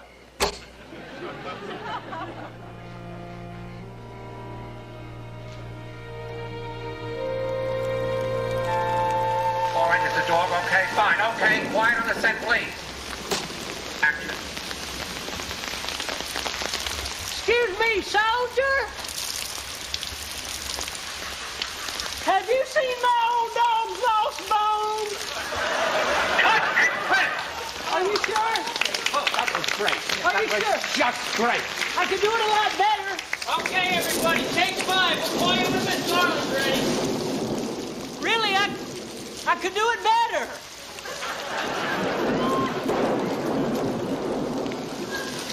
Well, Coach, you just saw me take my first step on the road to Hollywood immortality.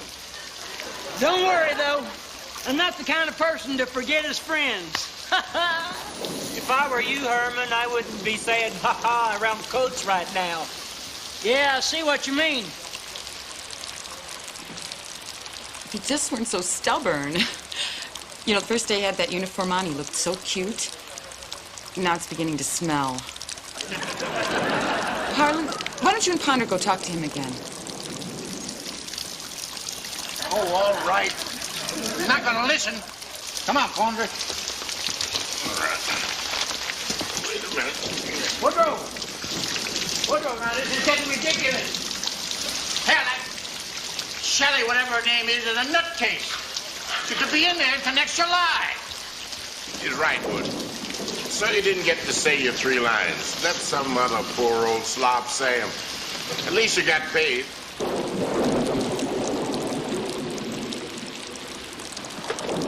Hello. That was her manager. She hates her makeup. She doesn't want anyone to see her. She's not coming out. Actually, that's not correct. You might want to revise that bulletin. As a matter of fact, he is coming out, and she's coming out right now. All right! Because me and a lot of other people in this town have been sitting here for 5 days through rain and sleet and hail and snow. You know, I am not interested anymore in what you think of the weather and what you think of your friends and how you refuse to talk to people in person because I'm here now in person. You're going to talk to me. What do you think you're doing? What am I doing?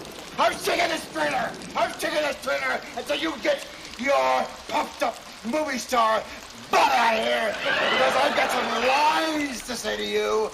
3 lines is better. 3 lines. 3 lines that I've been working on all week long. I'm rehearsing 3 lines that I'm going to say, by damn, right now.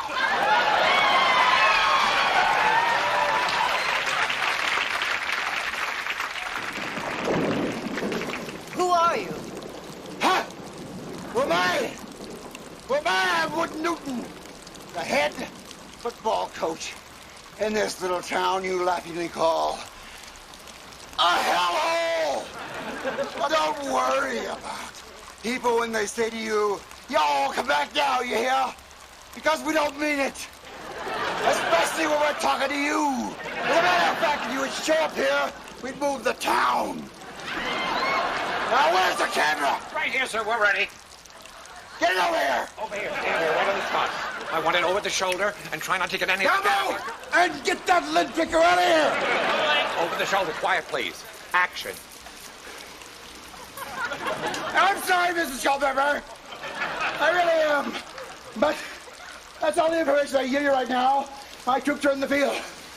Here's a map if you're interested. Cut and print! You get that? You'll never work in one of my films again. Frankly, my dear, I don't give a damn. And so Wood Newton's acting debut begins and ends. He may not get a star on Hollywood Boulevard, but he'll always have one on our main street, right here, in a place called Evening Shade.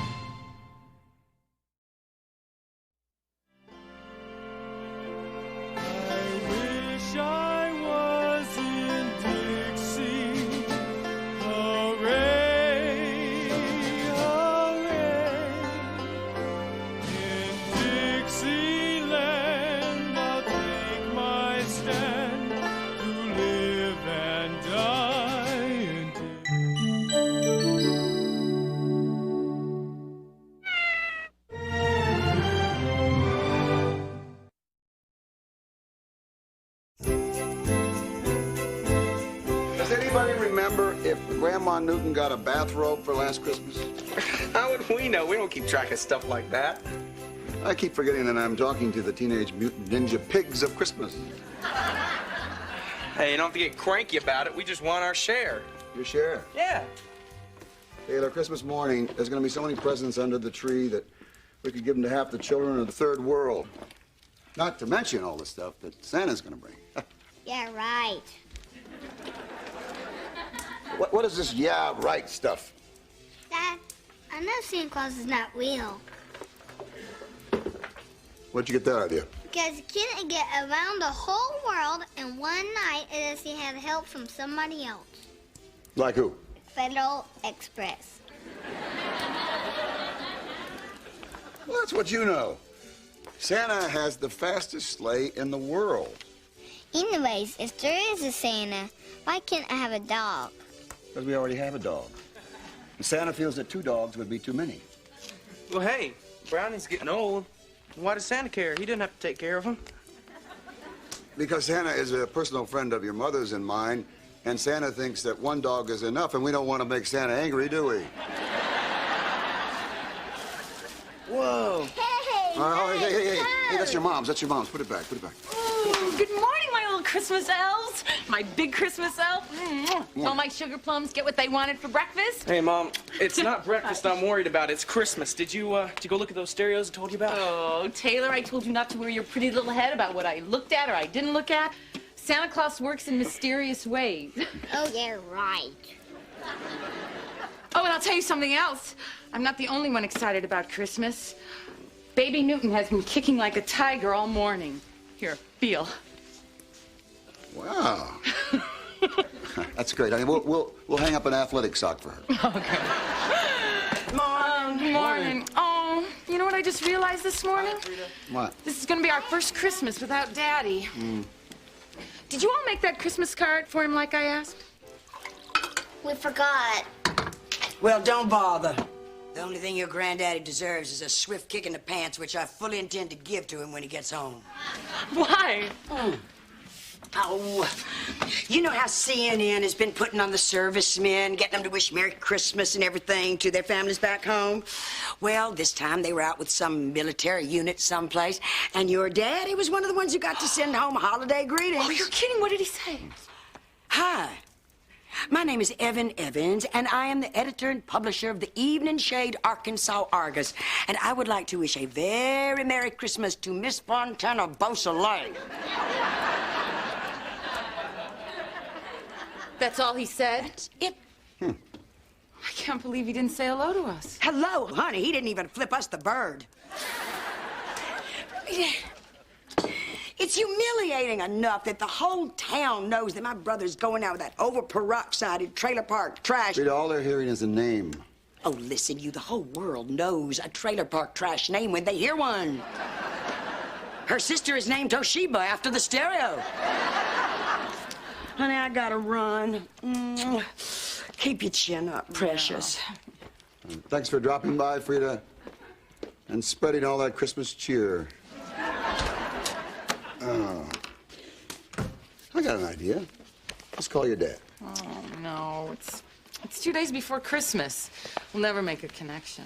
Yeah. I got an idea. Why don't you get Santa to help you?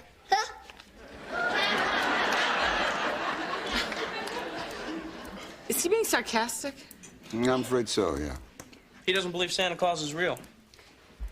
He doesn't believe Santa Claus is real? Nope. Where did he get an idea like that? Oh, maybe Mike Wallace said it on 60 Minutes. It's not funny. I know it. We can tell you why he doesn't believe. Why? Well, last time he lost a tooth, he didn't tell you guys, and he went on and put it under his pillow. Well, the next morning when the tooth was there, he stopped believing in the tooth fairy. What's that got to do with Christmas? Well, you see, he's conducting another one of his little experiments. He's telling you guys that he wants a Nintendo, but he's asking Santa to make it snow.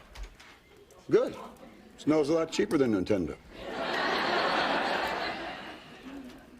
So if he gets the snow, then he'll believe. Right, because he knows you guys can never make it snow.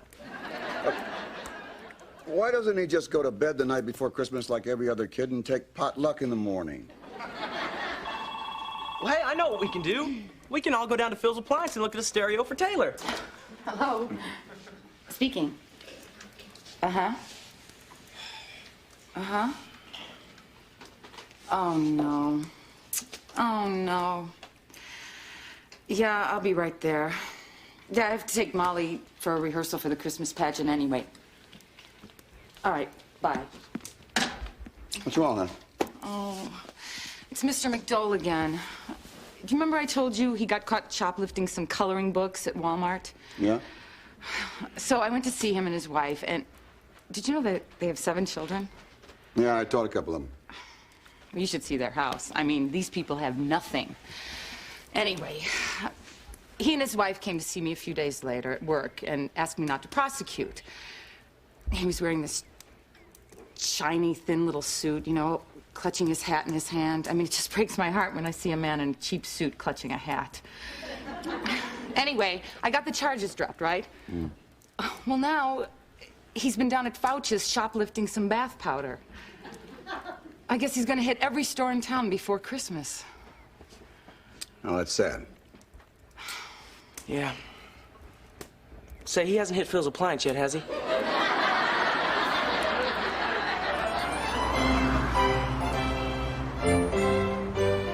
I don't know what we're gonna do. In the past, Nub's always written his letter to Santa Claus at least a week before Christmas. We've only got 2 days now to buy whatever it is he wants. I don't understand why that letter's not at the post office. Well, maybe they lost it. No, I've been over there every day. Ponder's over checking right now. What do you think we ought to do, Coach? I don't know.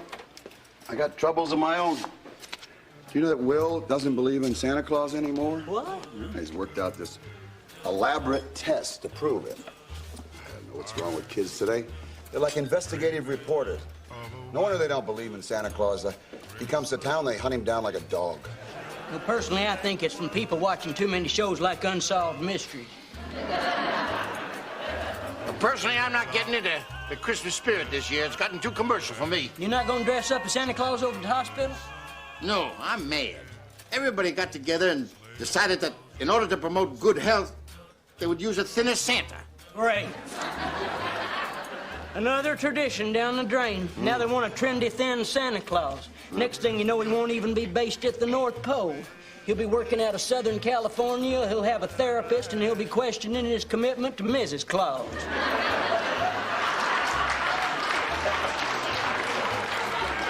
Well, Christmas has gotten entirely too commercial. All my kids talk about is, what are they going to get for themselves for Christmas? Well, you ought to come out to Tara. Talk about commercial. We got so many lights around our roof, I'm afraid some plane is going to try and land. I mean, you can't even go to the bathroom in my house without listening to jingle bells every time you raise the lid. Hey, Dad, look. Mr. Styles got the shop class to build some windows for Nub's wagon. That's great. Now we can go in the snow. Mm-hmm. Hey, Dad, you used to see the tree up in the square. It's the hugest one ever. I saw it on the way over here. Hey, Nub, if it's that big, I guess they're gonna have to get you in a crane to put the star on top this year. That's right. No, I told him I wasn't going to do it this year. Nub, Oliver, you can't just not put the star on top of the tree in the town square. It's a tradition. Well, I'm sorry, but I just don't feel like it this year. It just doesn't seem the same since I don't believe in Santa Claus no more. Hey, Dad, me and Nub are going to the Taster's Freeze. See you later, okay? Well, can you beat that? All these years, people in this town have been scrambling around, busting their butts, trying to make sure he gets what he wants for Christmas. And he don't believe in Santa Claus anymore. Hey, Coach, who do you suppose could have put an idea like that in his head? I don't know. I got a 4-year-old suspect, though. Hey, anybody see Evan on CNN? No, boss, it ain't come up yet. Well, Nub's letter to Santa Claus finally showed up at the post office. Well, what does he want? Unfortunately, nothing we can get. What is it? Snow.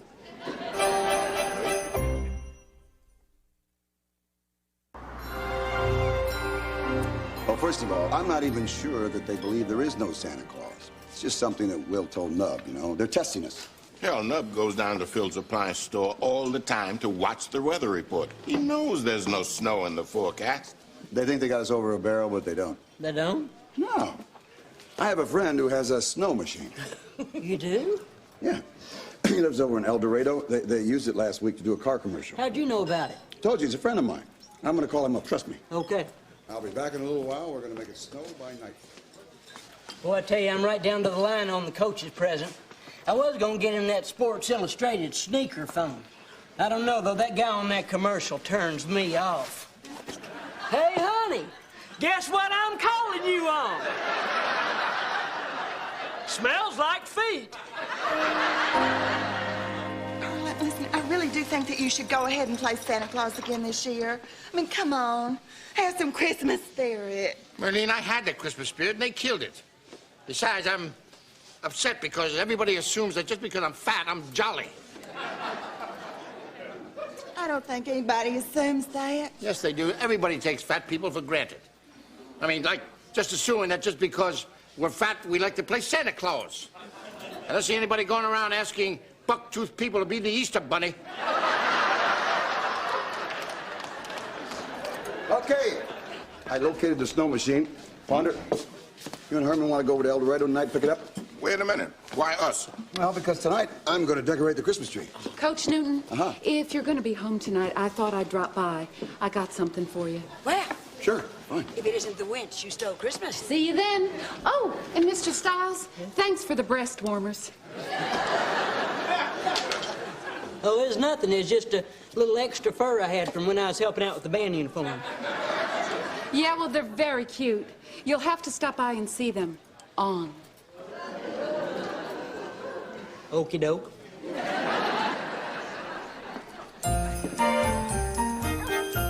Don't shake that! That's my miracle gift from Aunt Frida! Okay, everyone.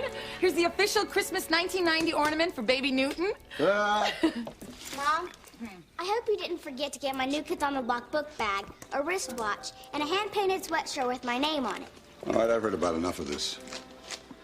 I want you to look over there under the tree. You see all those presents? It's disgusting. Somewhere in the world, there's a kid who would be thrilled to death just to get an orange for Christmas. Really? Yes, really. Well, hey, I'd be happy to give him the orange out of my stocking. As long as I can get me a pair of Air Jordans. Oh, I guess you would. Air Jordans cost $150 a pair. Well, yeah, Dad, but you can fly through the air with them. Well, give me $150. I'll kick you through the air. I guess that means I won't be getting my ripped jeans either. Sure you will. Take those pants off. I'll rip them for you. Listen to me. As you get older, materialistic things are not going to mean that much to you. You can't take them with you when you go. Yeah, but that doesn't mean we can't have fun with them while we're here. Oh. Come on, Dad, you're old. You're gonna die a lot sooner than us. We've got years ahead. We need stuff. All right, that's it. What? I want you all to go up to bed. Why? We haven't finished decorating the tree I don't yet. care. Go up to bed. Why? Why? I just don't want to hear gimme, gimme, gimme, gimme anymore. Son, go up to bed and think about what Christmas really means, all right? I don't believe in Rudolph either.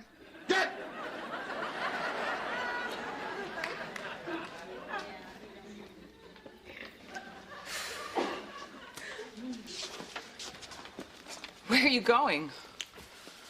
You know that hard luck family, the McDoles, where do they live? On Harbor Street. Why?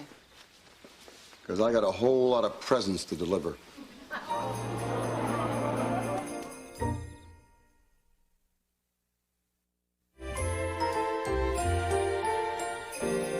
Oh, you should have seen the McDole family.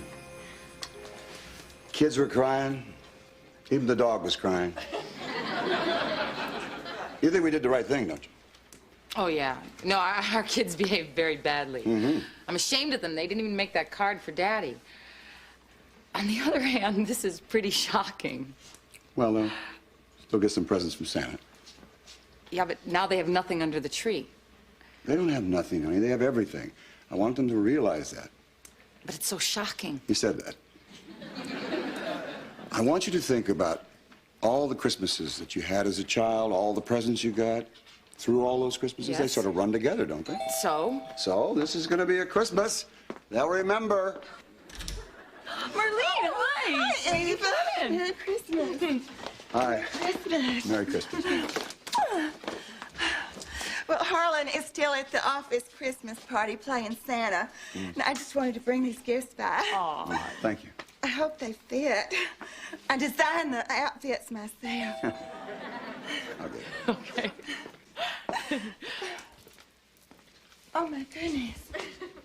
I had no idea that you'd fallen on such hard times. Oh, I should have brought more. Oh, Marlene, it's all right. Oh, I just feel so bad. I mean, talk about slim pickings. I should have at least brought some oranges or something. Merry Christmas. Merry Christmas. I just brought that tape by of your father-in-law. I have a friend who works for CNN. Oh, that's very nice. Isn't that nice, honey? You didn't have to. I mean, we already heard about it. Yes, but this is the unedited version. I think you should see it. Well, thanks. That was very sweet. Wood, why don't you put it on, and Okay. and I'll get you some hot cider. Oh, I can't stay but just a minute. I have a show to do tonight. Oh, that's just amazing. You mean you just keep right on performing topless right up until Christmas? Oh, sure. I even have a little number I do called Dueling Rudolphs. Okay, here you go, gang. Hi, I'm Major Bob Walters from Austin, Texas, wishing a Merry Christmas to my wife, Janie, and my children, David, Brian, and Leslie. Hi, I'm Lieutenant Nancy Garrett from Frederick, Maryland, and I just want to send my love to my husband, Randy. Hello, I'm Evan Evans, Oh, my editor gosh, he and looks publisher so good, of the doesn't he? Evening Yeah. Shade Arkansas Argus. I'd like to say Merry Christmas to Miss Fontana Beausoleil, love to all my grandkids. To my sister Frida, I'm running out of fudge. My son-in-law, Wood Newton, stay away from my firewood. And to my darling daughter, well, you know what I think about you. Merry, Merry Christmas, sweetheart. That just makes me cry. I wanted you to see it. Thank you. Merry Christmas. Oh, Merry Christmas. Well, I better be going. Okay. Yeah, me too. Oh, by the way, I really love the Rudolph on the top of your car. Oh, thank you. It is so easy to make. All you have to do is trace a reindeer onto styrofoam and then cut it out and sew a little red vest on it and then press twisted coat hangers into its skull. I'll have to remember that. Oh, well, it's all in a little pamphlet that I made called It's a Styrofoam Christmas. Bye. Merry Christmas. Oh, bye. Merry Christmas. Oh, that was so great. Hey. Oh, my God. Hey. Oh, where did this dog come from? Oh, it's Gold's dog. They couldn't keep it any longer, so... Well, they wanted to give us something. You know, kids wanted a dog. Hey, Coach. Hi. Hi, Miss Newton. Listen, we got that snow machine out in Ponder's truck. Wanted you to know we're ready to roll. Okay, I'll be right with you. Wait a minute. What's he talking about? Where are you going? Well, Virginia, I'm going out into the dark and the cold and prove there really is a Santa Claus. Is it my imagination, or is this a really weird Christmas? This is a really weird Christmas.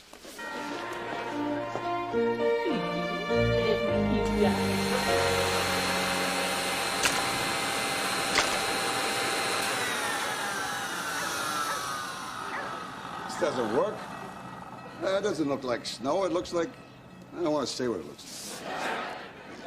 I don't know, it looks like a bunch of whale spit, doesn't it? Well, all I know is a heck of a lot of trouble just to get two people to believe in Santa Claus. Why couldn't they ask for something simple, like a bottle of Old Spice or soap and a rope?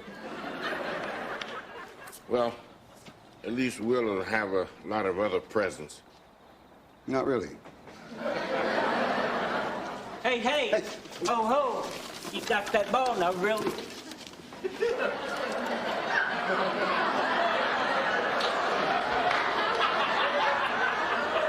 Hey, Coach, Harlan, Ponder, Herman. Now, Bolivar, what are you doing out this late? It's past midnight. I just decided to take my wagon for a spin and enjoy a fresh stick of gum. You know, there's nothing like it for pure chewing satisfaction. What are y'all doing? Trying to write your names?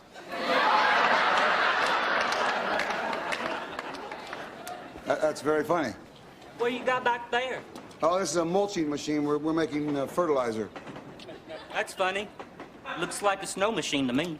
Hey, hey! Ho, ho!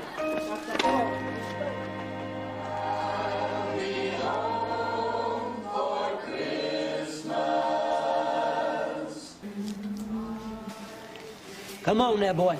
You're fooling with tradition here. You gotta climb up there and put this star on top of that tree. All these people are standing here waiting. Come on now, buck up. Be a man. No way.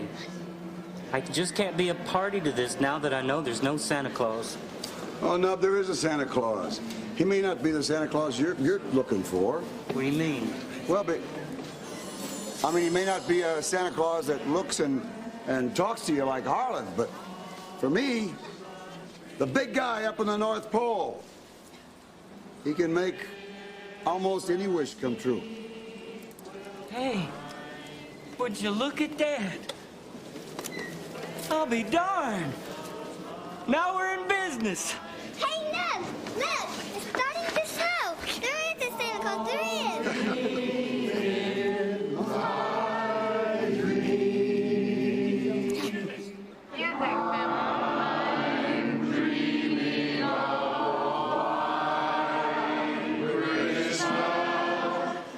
And now, as Mr. Nub Oliver places our star, we'll have the lighting of our tree.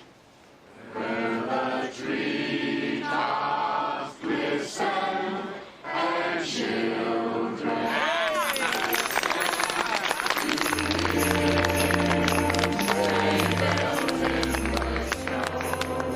Come on, Will, I'll take you for a spin. And Merry Christmas from Evening Shade.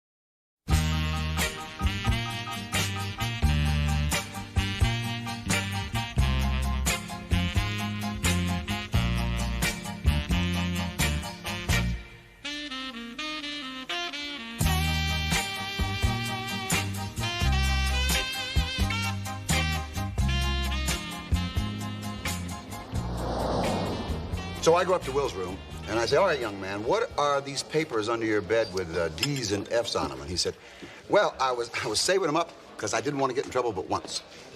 Smart kid. Yeah, he's a bright kid. This is hardly something we should be busting our buttons over. No, he is bright. He just got a short attention span, that's all. Well, that can happen to anybody. Harlan has certainly got a short attention span. Sometimes when we're in bed, his mind just... I don't think we need to go into that. You know, I saw that white trash Fontana Beausoleil out at the Tasty Freeze last night, and she had this big old stack of mail from your daddy. Oh, it just makes me so mad. I mean, here he is. It's my only brother. Gets this big honor being a small-town newspaper editor, selected to go cover the Middle East, and the best he can come up with so far is letters to a harlot back home. Well, he is just lucky he didn't get sent to the Soviet Union. I saw on TV where they're running out of food. You know, I don't understand that. I mean, if those people don't have anything to eat, how come they all so fat? I give. How come? Excuse me. Hi, Nub. Hey, Coach. Oh, sorry. I thought it was one of those riddles like, what has 4 wheels and flies? With the answer being a garbage truck. What's on your mind? Nothing. I was just down at Phil's Appliance watching an Andy Griffith rerun. You know, sometimes that Aunt Bee can get a little pushy. Opie needed a new suit, and she didn't want Andy to spend the money. Well, I say, hey, what the heck skin is it off of her nose? She's been there for 100 years. She doesn't even pay rent.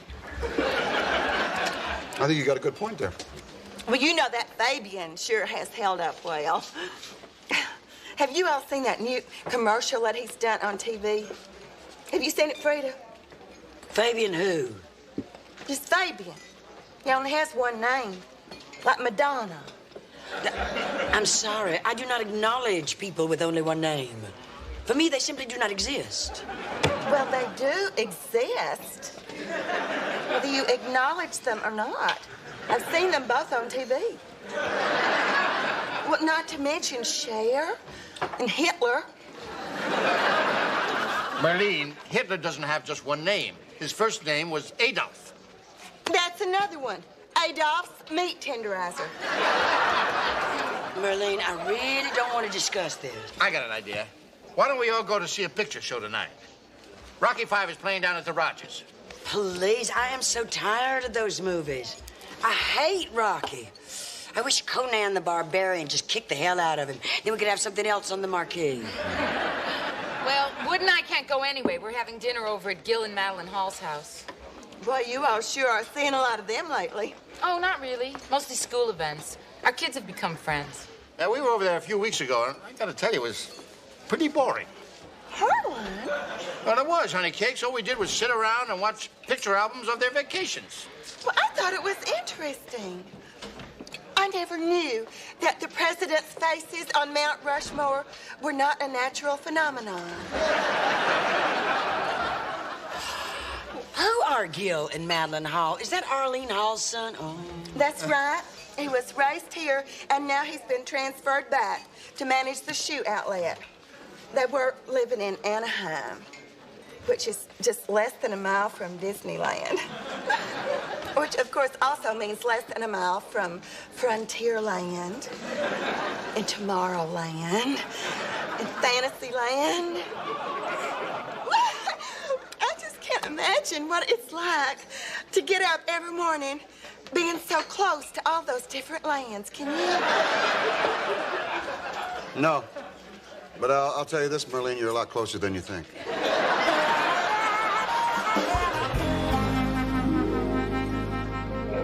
Woods, my man. Another drink? No, I'm fine, thank you. Ava? Oh, no thanks. Madeline, this cake was fabulous. Oh, it's easy. I make it all the time. It's my son's favorite. Really? Well, then I'm going to make it for his birthday party on Saturday. Ava, that's so sweet of you. Are you sure? You're so busy. Not only am I sure, but my kids are counting on it. You just tell me who else you want to invite. Oh, well, no one else really. I mean, we'd love to have it with just your family. That's right. Since we moved back, nobody's made us as comfortable as you guys. In fact, I don't think we could have survived without you. You're very special people. What's the matter, Woods? Am I getting too sappy for you here? No, I was just waiting for you to elaborate. Well, actually, I don't think you're that special, but I think your wife is.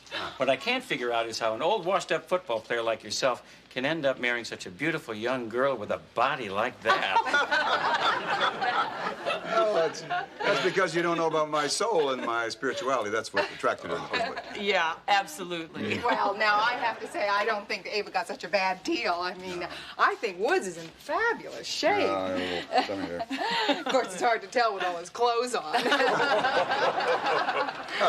But what I can see looks good. Yeah. All of them looks good. It's great to hear from another precinct. Well, now that dinner's over, how about a little four-way card game? Oh, that sounds great. What do you want to play? I think Madeline's got her heart set on strip poker.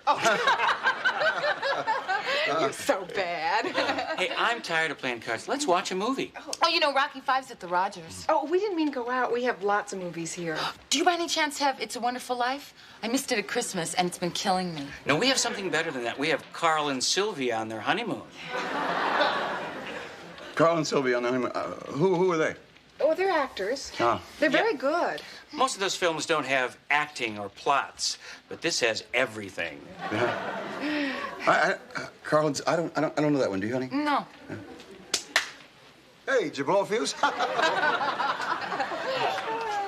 Just creating a little atmosphere. Yeah. You want to light those candles for me, Ava? Oh, sure. I love candles, especially during the holidays. They're so festive. Boy, your kids sure are quiet. You sedate them? No, they're Gil's sisters. Honey, I'm going to slip into something a little more comfortable. Could I offer either of you a robe or anything? A robe? We're among friends. Might as well be comfy. No, thanks. I'll pass. What kind of robe is it? Just an old velour robe. What'd you think it would be? See-through silk with matching underwear? He can't have that. That's mine. No, I'll pass on the robe. Sit back and get ready for Carl and Sylvia on their honeymoon. Carl and Sylvia? I never heard of this picture. Well, but you've never heard of Day for Night or A Man and a Woman either. Yeah. Is this European? No, actually, I think it was made in Detroit. Darling, I've done everything you've wanted. I mean, I'm standing here wearing nothing but these hip boots and a little trout basket, aren't I?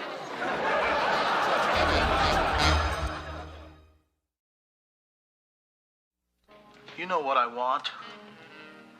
Why are you kissing me like that? Because your mouth, it's hard and it's cruel. All right. Have it your way. You and me and Kevin and Sandy. Is it just me, or is anyone else warm in here? I am. No. I know. We can put on our swimsuits and get into the hot tub, and then when we get out, we'll all be refreshed. Oh, no, that's all right. We don't swim. It's only a foot deep. We don't wade either. We don't like water at all. What he means is we don't like to sit in water. We take showers. Yeah. With the doors locked. Right. Well, I really hate to break this up, but I really think we should be going.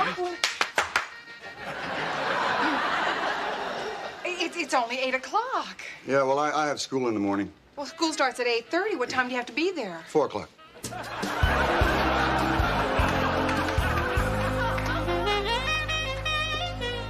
Oh, we're never going to see those people again. They seem so normal. It's just so bizarre. I mean, first trying to get us into robes, and then that stupid movie. I thought Sylvia was pretty good in the montage. On the other hand, maybe we're overreacting. Maybe they didn't mean what we thought they mean. How old do you think Sylvia is? Lord. You know, maybe we're mistaken. Like when you're in 9th grade and you're dancing close with a boy and his hand sort of slips down to here, you know, and you're never quite sure whether or not it's an accident. You thought that was an accident? Sometimes. Where were you when I was in the 9th grade? The point is, maybe Gil and Madeline didn't really mean anything. Maybe they were kidding around. Kidding. She made a remark about my buttocks. Wait a minute, before we go in the house. Huh? She actually said that word? Yeah. Nobody uses that word. What did she say? She said they look great. Yeah. When I was walking away in the distance. She said that? That's hysterical. I don't think it's that funny. I think they do look pretty good when I'm walking away. All right, that's it. We're not having this party. What exactly did Gil say to you in the kitchen? He said that you were an incredibly lucky man, and if he were married to me, he'd never let me get dressed. He said that? I should have punched his lights out. I would have, too, except it was so dimly lit in there with those candles. You know what really makes me mad? Why we didn't just get up and walk out. I mean, why should we feel embarrassed? They're the ones who were out of line. I never liked him. I don't want their buttocks in our house ever. What are we gonna do? I mean, our kids are crazy about each other. You know, just on the possibility that we are overreacting, I think maybe we should give them another chance. Are you crazy? We were lucky to get out of there with our socks on. Every 5 minutes. Wouldn't you like to get into something a little more comfortable?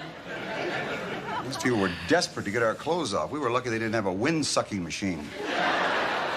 But we promised to have this party, and it's in our house. What can go wrong? Well, with those people, it's a birthday party. They could come in their birthday suit.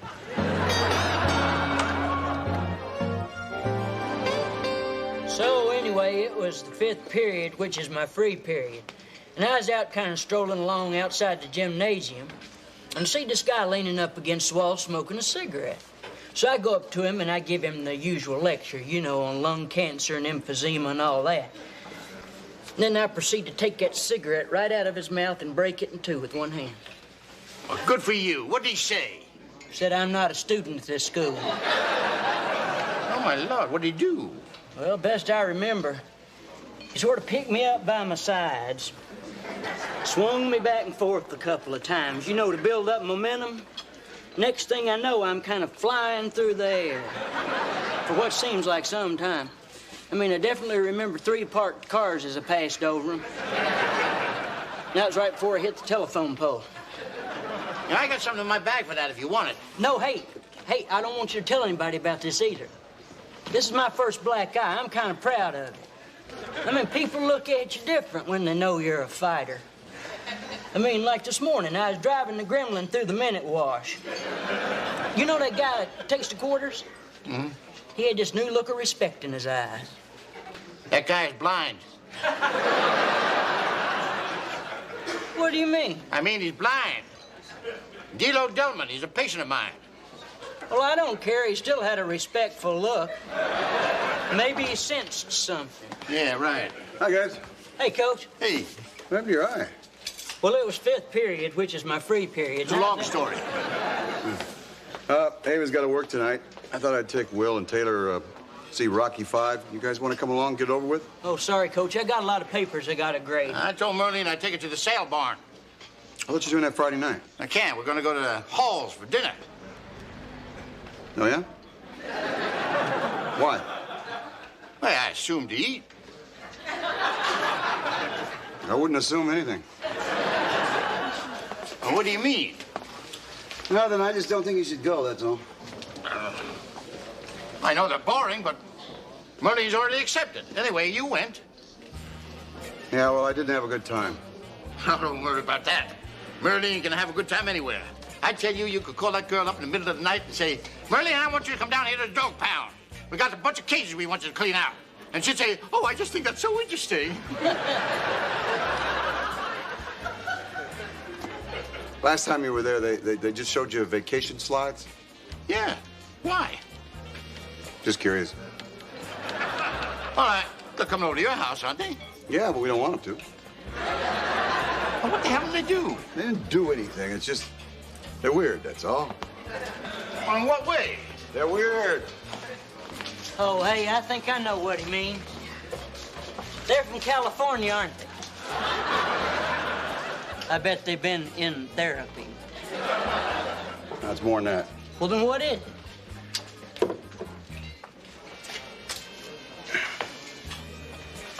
They made a pass at us. Oh, my Lord. What kind of pass? What kind of pass? What do you think? What kind of pass? They put a move on us. You know what I mean? You're kidding. No, you get there and they give you this great dinner and then they ply you with drinks and then they offer you robes to wear and then the lights get real low and then you watch Carl and Sylvia on their honeymoon. There was another couple there? No, it's one of those tapes, one of those tapes. And if you say anything about the temperature at all, they run outside and turn on the hot tub. Well, we asked to use a hot tub. They said it was broken. Well, it wasn't broken last night. Well, we watched the tape, and it wasn't one of those tapes. It was an old Pat Boone movie. State Fair with Aunt Margaret. Kind of liked it. Well, how do you like that? Talk about insulting. They didn't offer us any robes. I guess they didn't think we were attractive enough for them.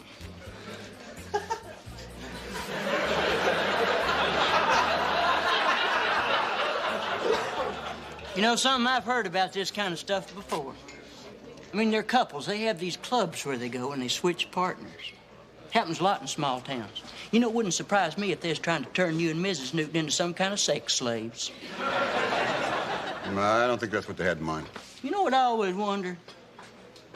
What does a sex slave do? I mean, when they're not having sex, what, are they picking cotton?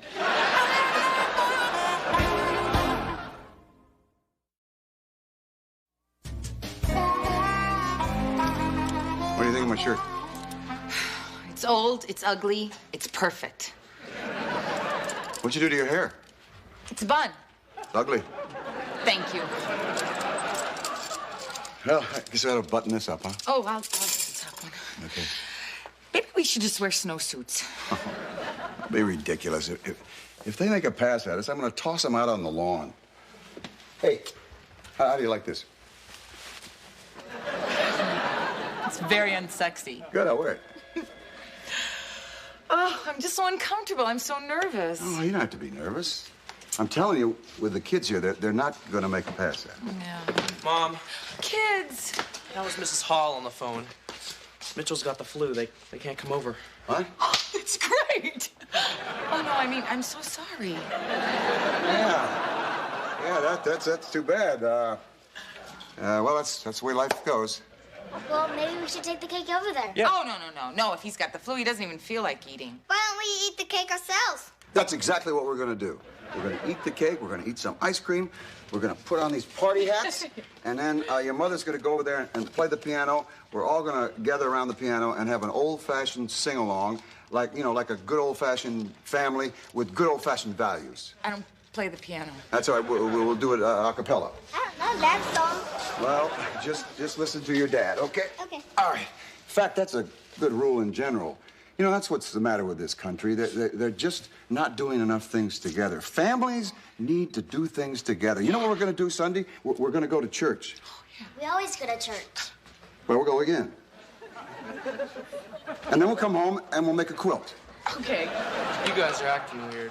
No, we're not. We just want you all to know that we love you, and no matter what crazy things go on in the rest of the world, that we still have each other. Yeah. Have we gone bankrupt? No, silly. Come on. I can't move.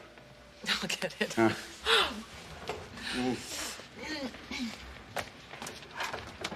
Come on in. Hi. Oh, thank goodness you all are still up. Oh, well.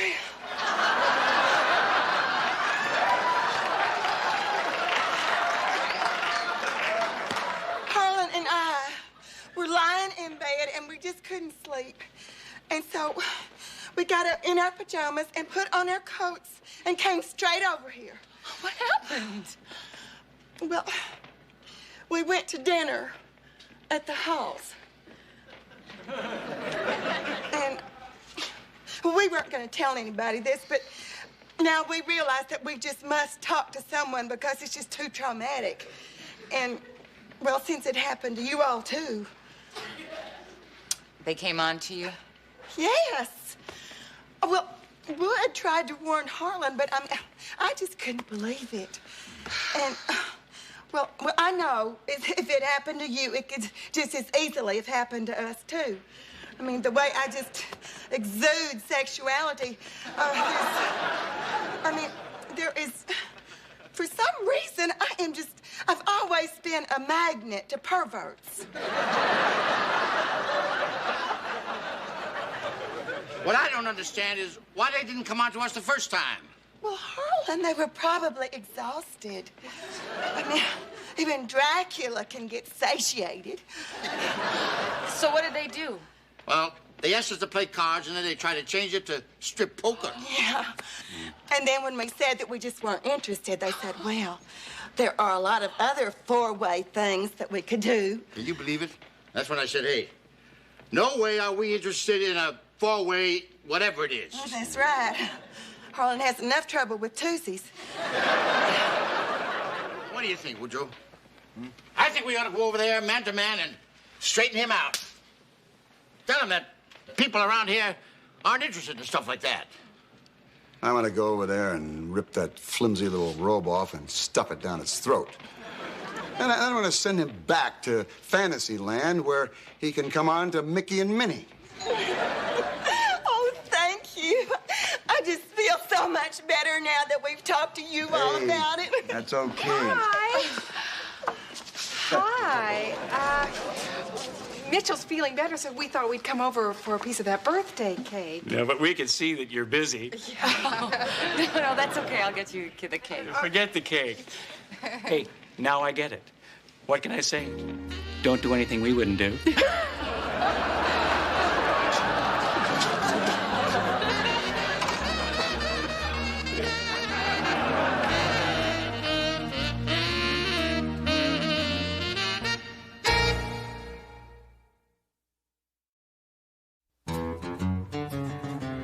In evening shade, we ain't afraid to get a little laid back and let the daylight fade. Life goes slow and it's worth a lot more when you got it made. We got it made in the shade. Evening shade.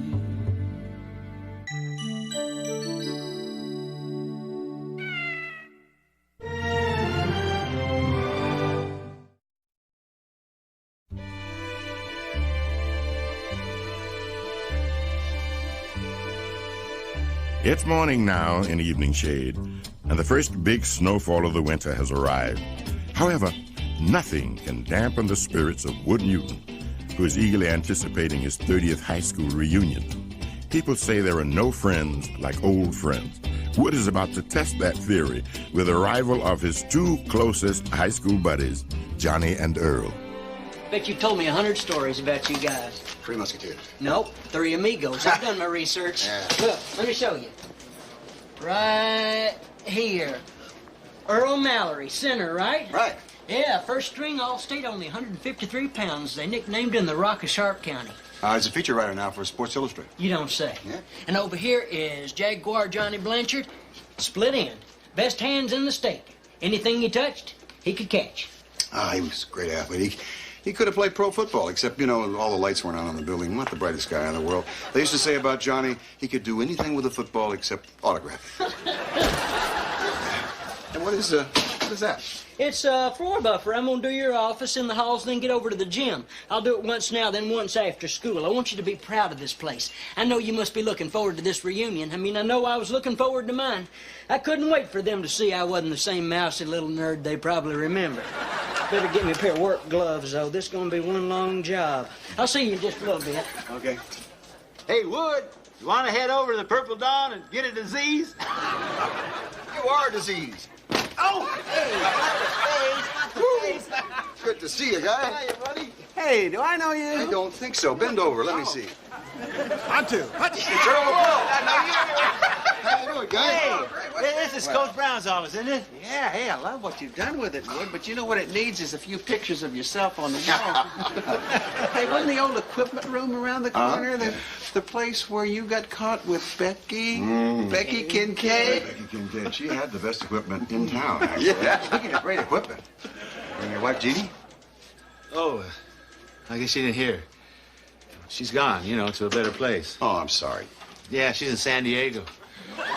Enjoying her alimony and dating the entire Sixth Fleet.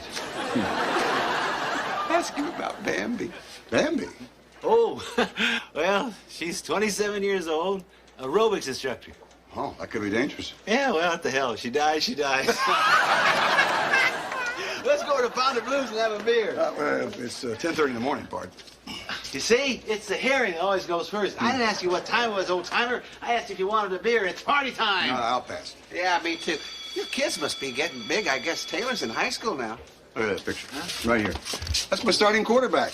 Oh, yeah, but he's the best athlete I got on the team. Yeah, I hear he's the only athlete you got on the team. Yeah, I'll bet you're real proud of him. I am proud of him. You know, when I chip off the old block. What's that outfit?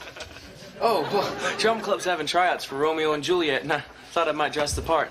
Parting is such sweet sorrow. Out.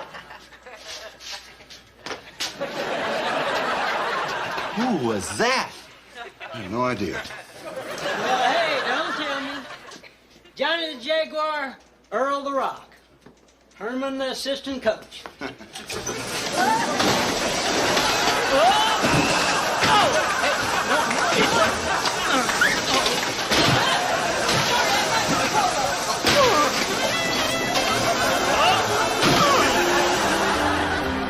Taylor, every time he showed us movies, he'd take out his dentures and put them on the table. And your dad, I remember one time he got up there, he snuck up, and he took some Tabasco sauce, and he poured them all over them upper plates. Okay, everybody upstairs. Let's go. Out. Come on, Will. Dad doesn't want us to hear any more stories about him being a delinquent. What's a delinquent? Dad, when he was our age. I would have been a delinquent, too. Where's the little boy's room? Just through that door and down to the right. I know. Oh, here he is, Earl. You get better looking every time I see you. Oh, you are such a convincing liar. You've met my Aunt Frida, right? A while ago, but I don't remember her being so beautiful. Well, hi. And you know my father, Evan. Well, it'd be pretty hard to forget the man who gave me my first job in journalism. Writing obituaries, if I recall. Glad to see your subject matter's livened up since then. Hey, you've lost some weight, haven't you? Oh, hi, Aunt Frida. Ah, Mr. Evans. Remember me? No. I really enjoy your work. Thank you, sir. Especially that swimsuit issue. Oh, so you're the famous bachelors, Mr. Sports Illustrated, honey. I want you to sit right down here. I got things to ask you. Okay. Now,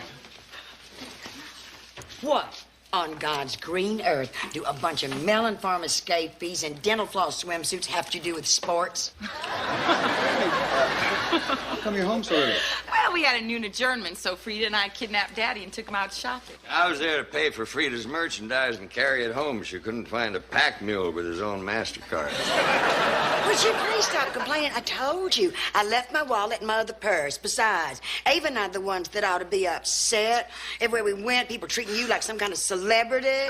Daddy just got back from covering the Middle East. Yeah, I know. Wood sent me the articles he wrote. I'm very impressed. Well, so is everybody else. You should have seen him. Calling out his name, coming over to shake his hand. It was like trying to shop with Elvis. I get my blue suede shoes back to the office. Nice to see you again, Earl. And, you too. Hi, Daddy. Well, Ava, this reunion of ours must seem pretty distant to you. You had to be in grade school when we graduated. Well, actually, I was a little young for grade school. Oh, that hurts. Doesn't that make Wood some kind of a felon? I don't think you know this, but Johnny is the only living brain donor. Hey, Wood, what did you think about that picture of Becky Kincaid in People magazine last year? I don't know about it. We don't know that was Becky Kincaid, or not. Nobody's seen her in 30 years, Johnny. Of course it was. It was about her divorce. It said she married some rich New York investment banker. And when they split, he handed over to her $50 million without blinking an eye. Oh, I'm sorry. I guess you get tired of Becky Kincaid's stories. No, we love them. Yeah? Yeah, Wood's old high school sweetheart. Oh, come on, they're sweet. Oh, yeah. Well, yeah, they were a pretty hot item. Were they? Yeah. Old Becky Kincaid, she was like the Royal Mounted Police. But she always got her man. Gee whiz, I can't believe you're being so nice about this, Ava. Come on. Well, I'll tell you what. Any of my ex-wives, they would have popped their corks if they thought for 1 minute I almost married a girl like Becky Kincaid. Married? Married? No, did I say married? Oh, no. I meant buried. Oh, she almost died from a ringworm. Nobody ever died from ringworm. Until now. So you almost actually married this girl? No. What, were you just in it for the sex? I'll get it. Boy, am I going to get it. All right, now wait, what did she look? Do I look anything like her? Hi. Are you Mr. Woodrow Newton? Huh? Hi. My name's Larry. Huh. I work for this lady, Mrs. Winstead, who's staying over at the Holiday Inn. Uh-huh. Well, actually, I work for Doug's limousine service down at the Little Rock Airport, but Mrs. Winstead paid like 3 times our normal all-day rate for me to stay here with the car all weekend, and she's paying for me to stay in a motel and everything. It's just, like, unbelievable. I mean, I guess she's just really rich. I don't know. What is it? Oh, this is Larry. We were just, getting to know each other. I'm sorry, I didn't mean to get carried away. It's just that, well, this is the coolest thing that's ever happened to me. I just had to share it with somebody. I'm glad we were here to, share it with you. Anyway, Mrs. Winstead wanted me to tell you that she's in town, and she'd like you to meet her for a drink at 4:30 if you can. And if you need a ride, I can come back and pick you up. Heck, you guys could even have a drink in the back seat of the limo if you want. You pay for a whole bar back there. Who's Mrs. Winstead? She said her name used to be Becky Kincaid. Oh. Really? Really? Yeah. Well, we're going to be busy tonight, so, it wouldn't work out. But tomorrow night, if she happens to be, at the dance, and we happen to run into her, we'd be glad to talk, to say hello. Oh, okay. Oh, yeah, she wanted me to give you this. Well, what is it? That's the corsage from her senior prom. She said you know what it meant.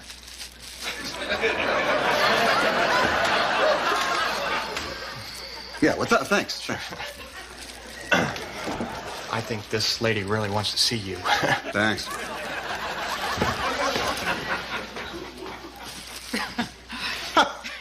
Oh, how about that? Oh, Becky Kincaid's back in town. Don't you mean your old former fiancés back in town?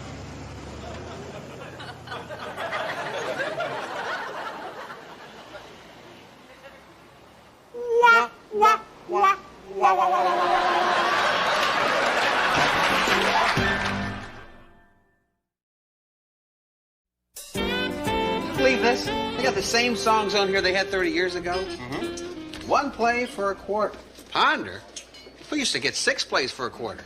Well, I used to get Sports Illustrated for 50 cents. Good point. Hey, Ponder, have you ever seen 3 better-looking guys for their age? Yep. How about a piece of apple pie? Put a little ice cream on mine, will you? You got it. Put a little ice cream on mine, too. Hey, I think I'll have a little ice cream in mine. Oh, Wood, look, I just want to tell you again, really, I'm sorry about getting you in Dutch with Ava. That's all right. You know, for thousands of years, wives have been getting information from feeble-minded people. Don't worry. Good evening, gentlemen. Hi. Hi, Mr. Evans. Well, I guess you remember me now. Nope. Well, we met today at your daughter's office. Nice to see you again. Well, she's a fine woman.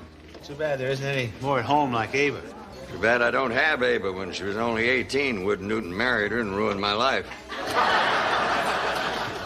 I was going to ask you if you want to sit down and have some dessert. Can't. I'm just here to pick up a takeout order. Miss Beausoleil and I are having supper before her show. No, I didn't tell you guys.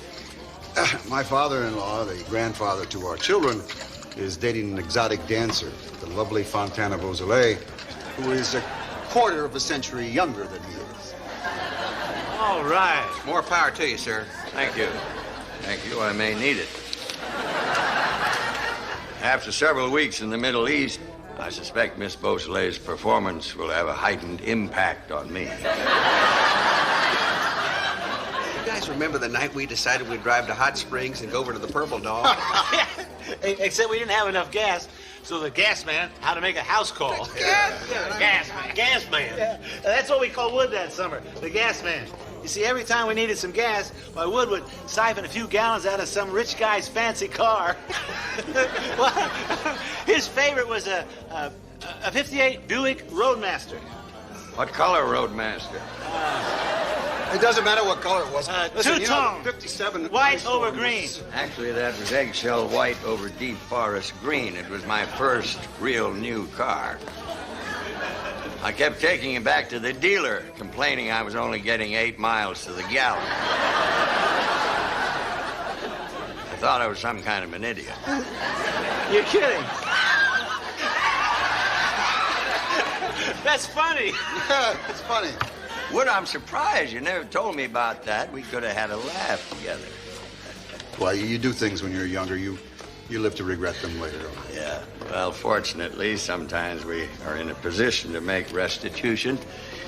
You all enjoy your evening out of town. Oh, and by the way, my gas cap has a lock on it now. You know, Ava's father's a real nice fella. You want to bet? Hello, Wood. Becky. Hi.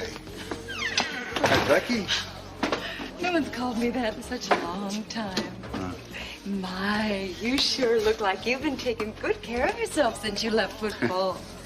In fact, you look better than ever, Thumper. Thumper, that's good. I haven't heard that name in a long time. Well, you look incredible. Well, I'd like to thank you on behalf of my plastic surgeon. You know, you're causing quite a stir in town. Well, I usually do. It goes with being filthy rich. I just love waking up in the morning and knowing I can go anywhere in the world and do whatever I feel like. Yeah, I only got one place like that. That's the bathroom in the morning. I've got a proposition for you. Well, I'm all ears. Okay. Seriously, I want you to hear me out and no interruptions. Thumper, I've got a private jet waiting for us in Little Rock to take us anywhere you want to go in the world. Tahiti, Paris, London, Timbuktu. I'm married, Becky. I know. Not one word. Just think it over. And you can tell me tomorrow night at the dance.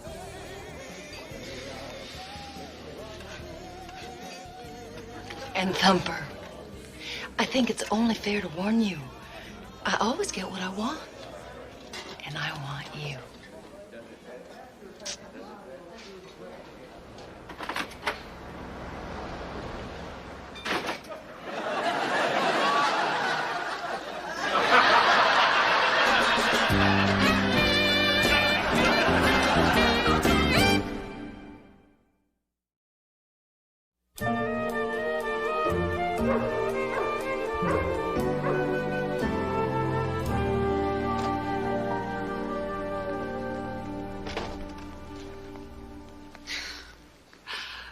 got home earlier than I thought. Yeah. You waited up, huh? No, I just couldn't sleep. So did you have a big night? Oh, we went to some of the old haunts, yeah. What, is there something you're not telling me? You know, is there something I should know? Okay, we went and saw Fontana Beaujolais act, you know. I wanted to see it before you closed her down. Your father's right. She's pretty amazing. What's the message? What? The message you're supposed to get from this. I don't remember, honey. It was a long time ago. Well, somebody remembers. You know, you don't have to protect me. I mean, was this prom the first time that you and Becky, you know, did the hokey pokey? Yeah. It was also the first time we had sex. And a lot of guilt. What do you mean? Those were the Eisenhower years, you know. Had sex with someone, you liked them, you're supposed to marry them. So why didn't you? I didn't love her. I wanted someone that wanted to live here the rest of her life and share my life, whatever it was. We'd have our children together. I didn't think she was the right girl. But did you know the right girl at the time who was only 4 years old? Yeah, but she looked 6. Well, tomorrow night's gonna be pretty interesting. You say that again.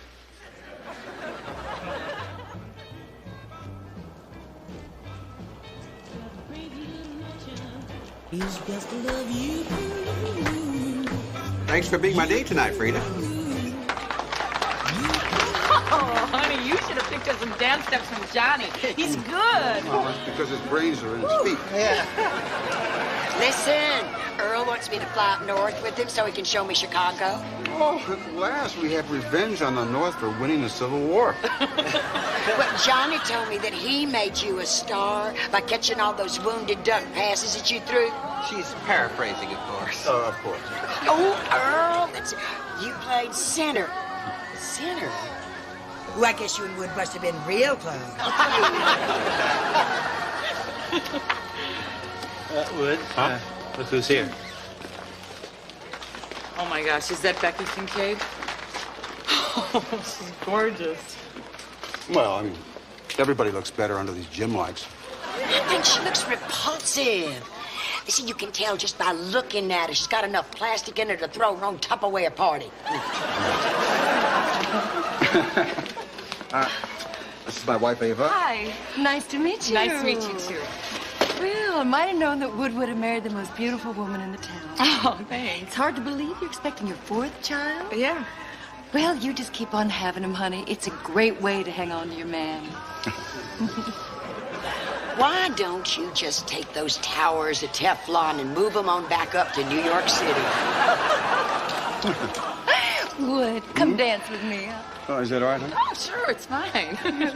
Just don't dip.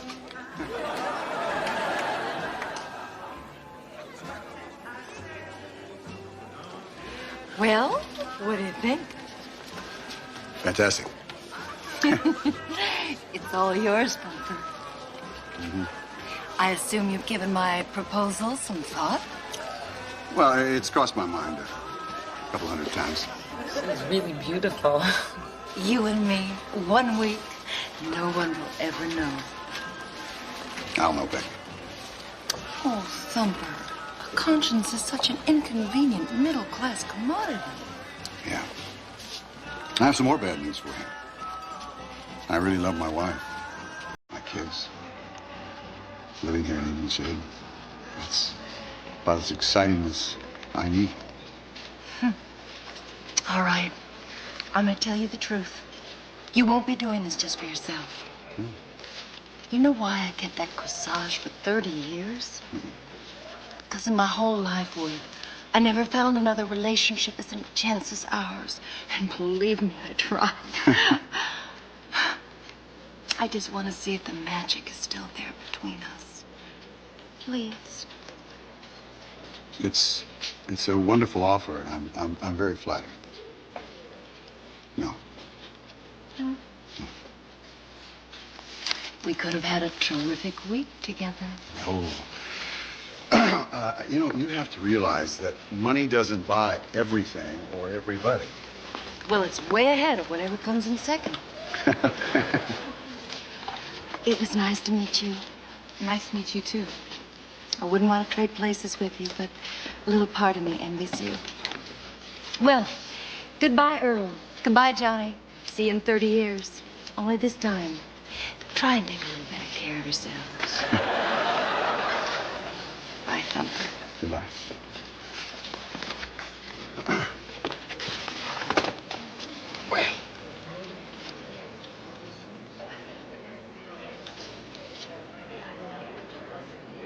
Thumper. Listen, I can tell you exactly what she's gonna look like in 30 years. Robo-slut. Bye-bye. Bye. Yeah. Don't you worry, I won't get you in trouble next time. Now he got himself into trouble. I'll be with you in a minute. I figured it up. Here's what you owe me for the gas. No, wait a minute. Gas was 29 cents a gallon at that time. Well, unfortunately, like all the major oil companies, I'm forced to charge you the replacement cost. It's very complicated. It all has to do with that Valdez oil spill and OPEC, and my hands are tied.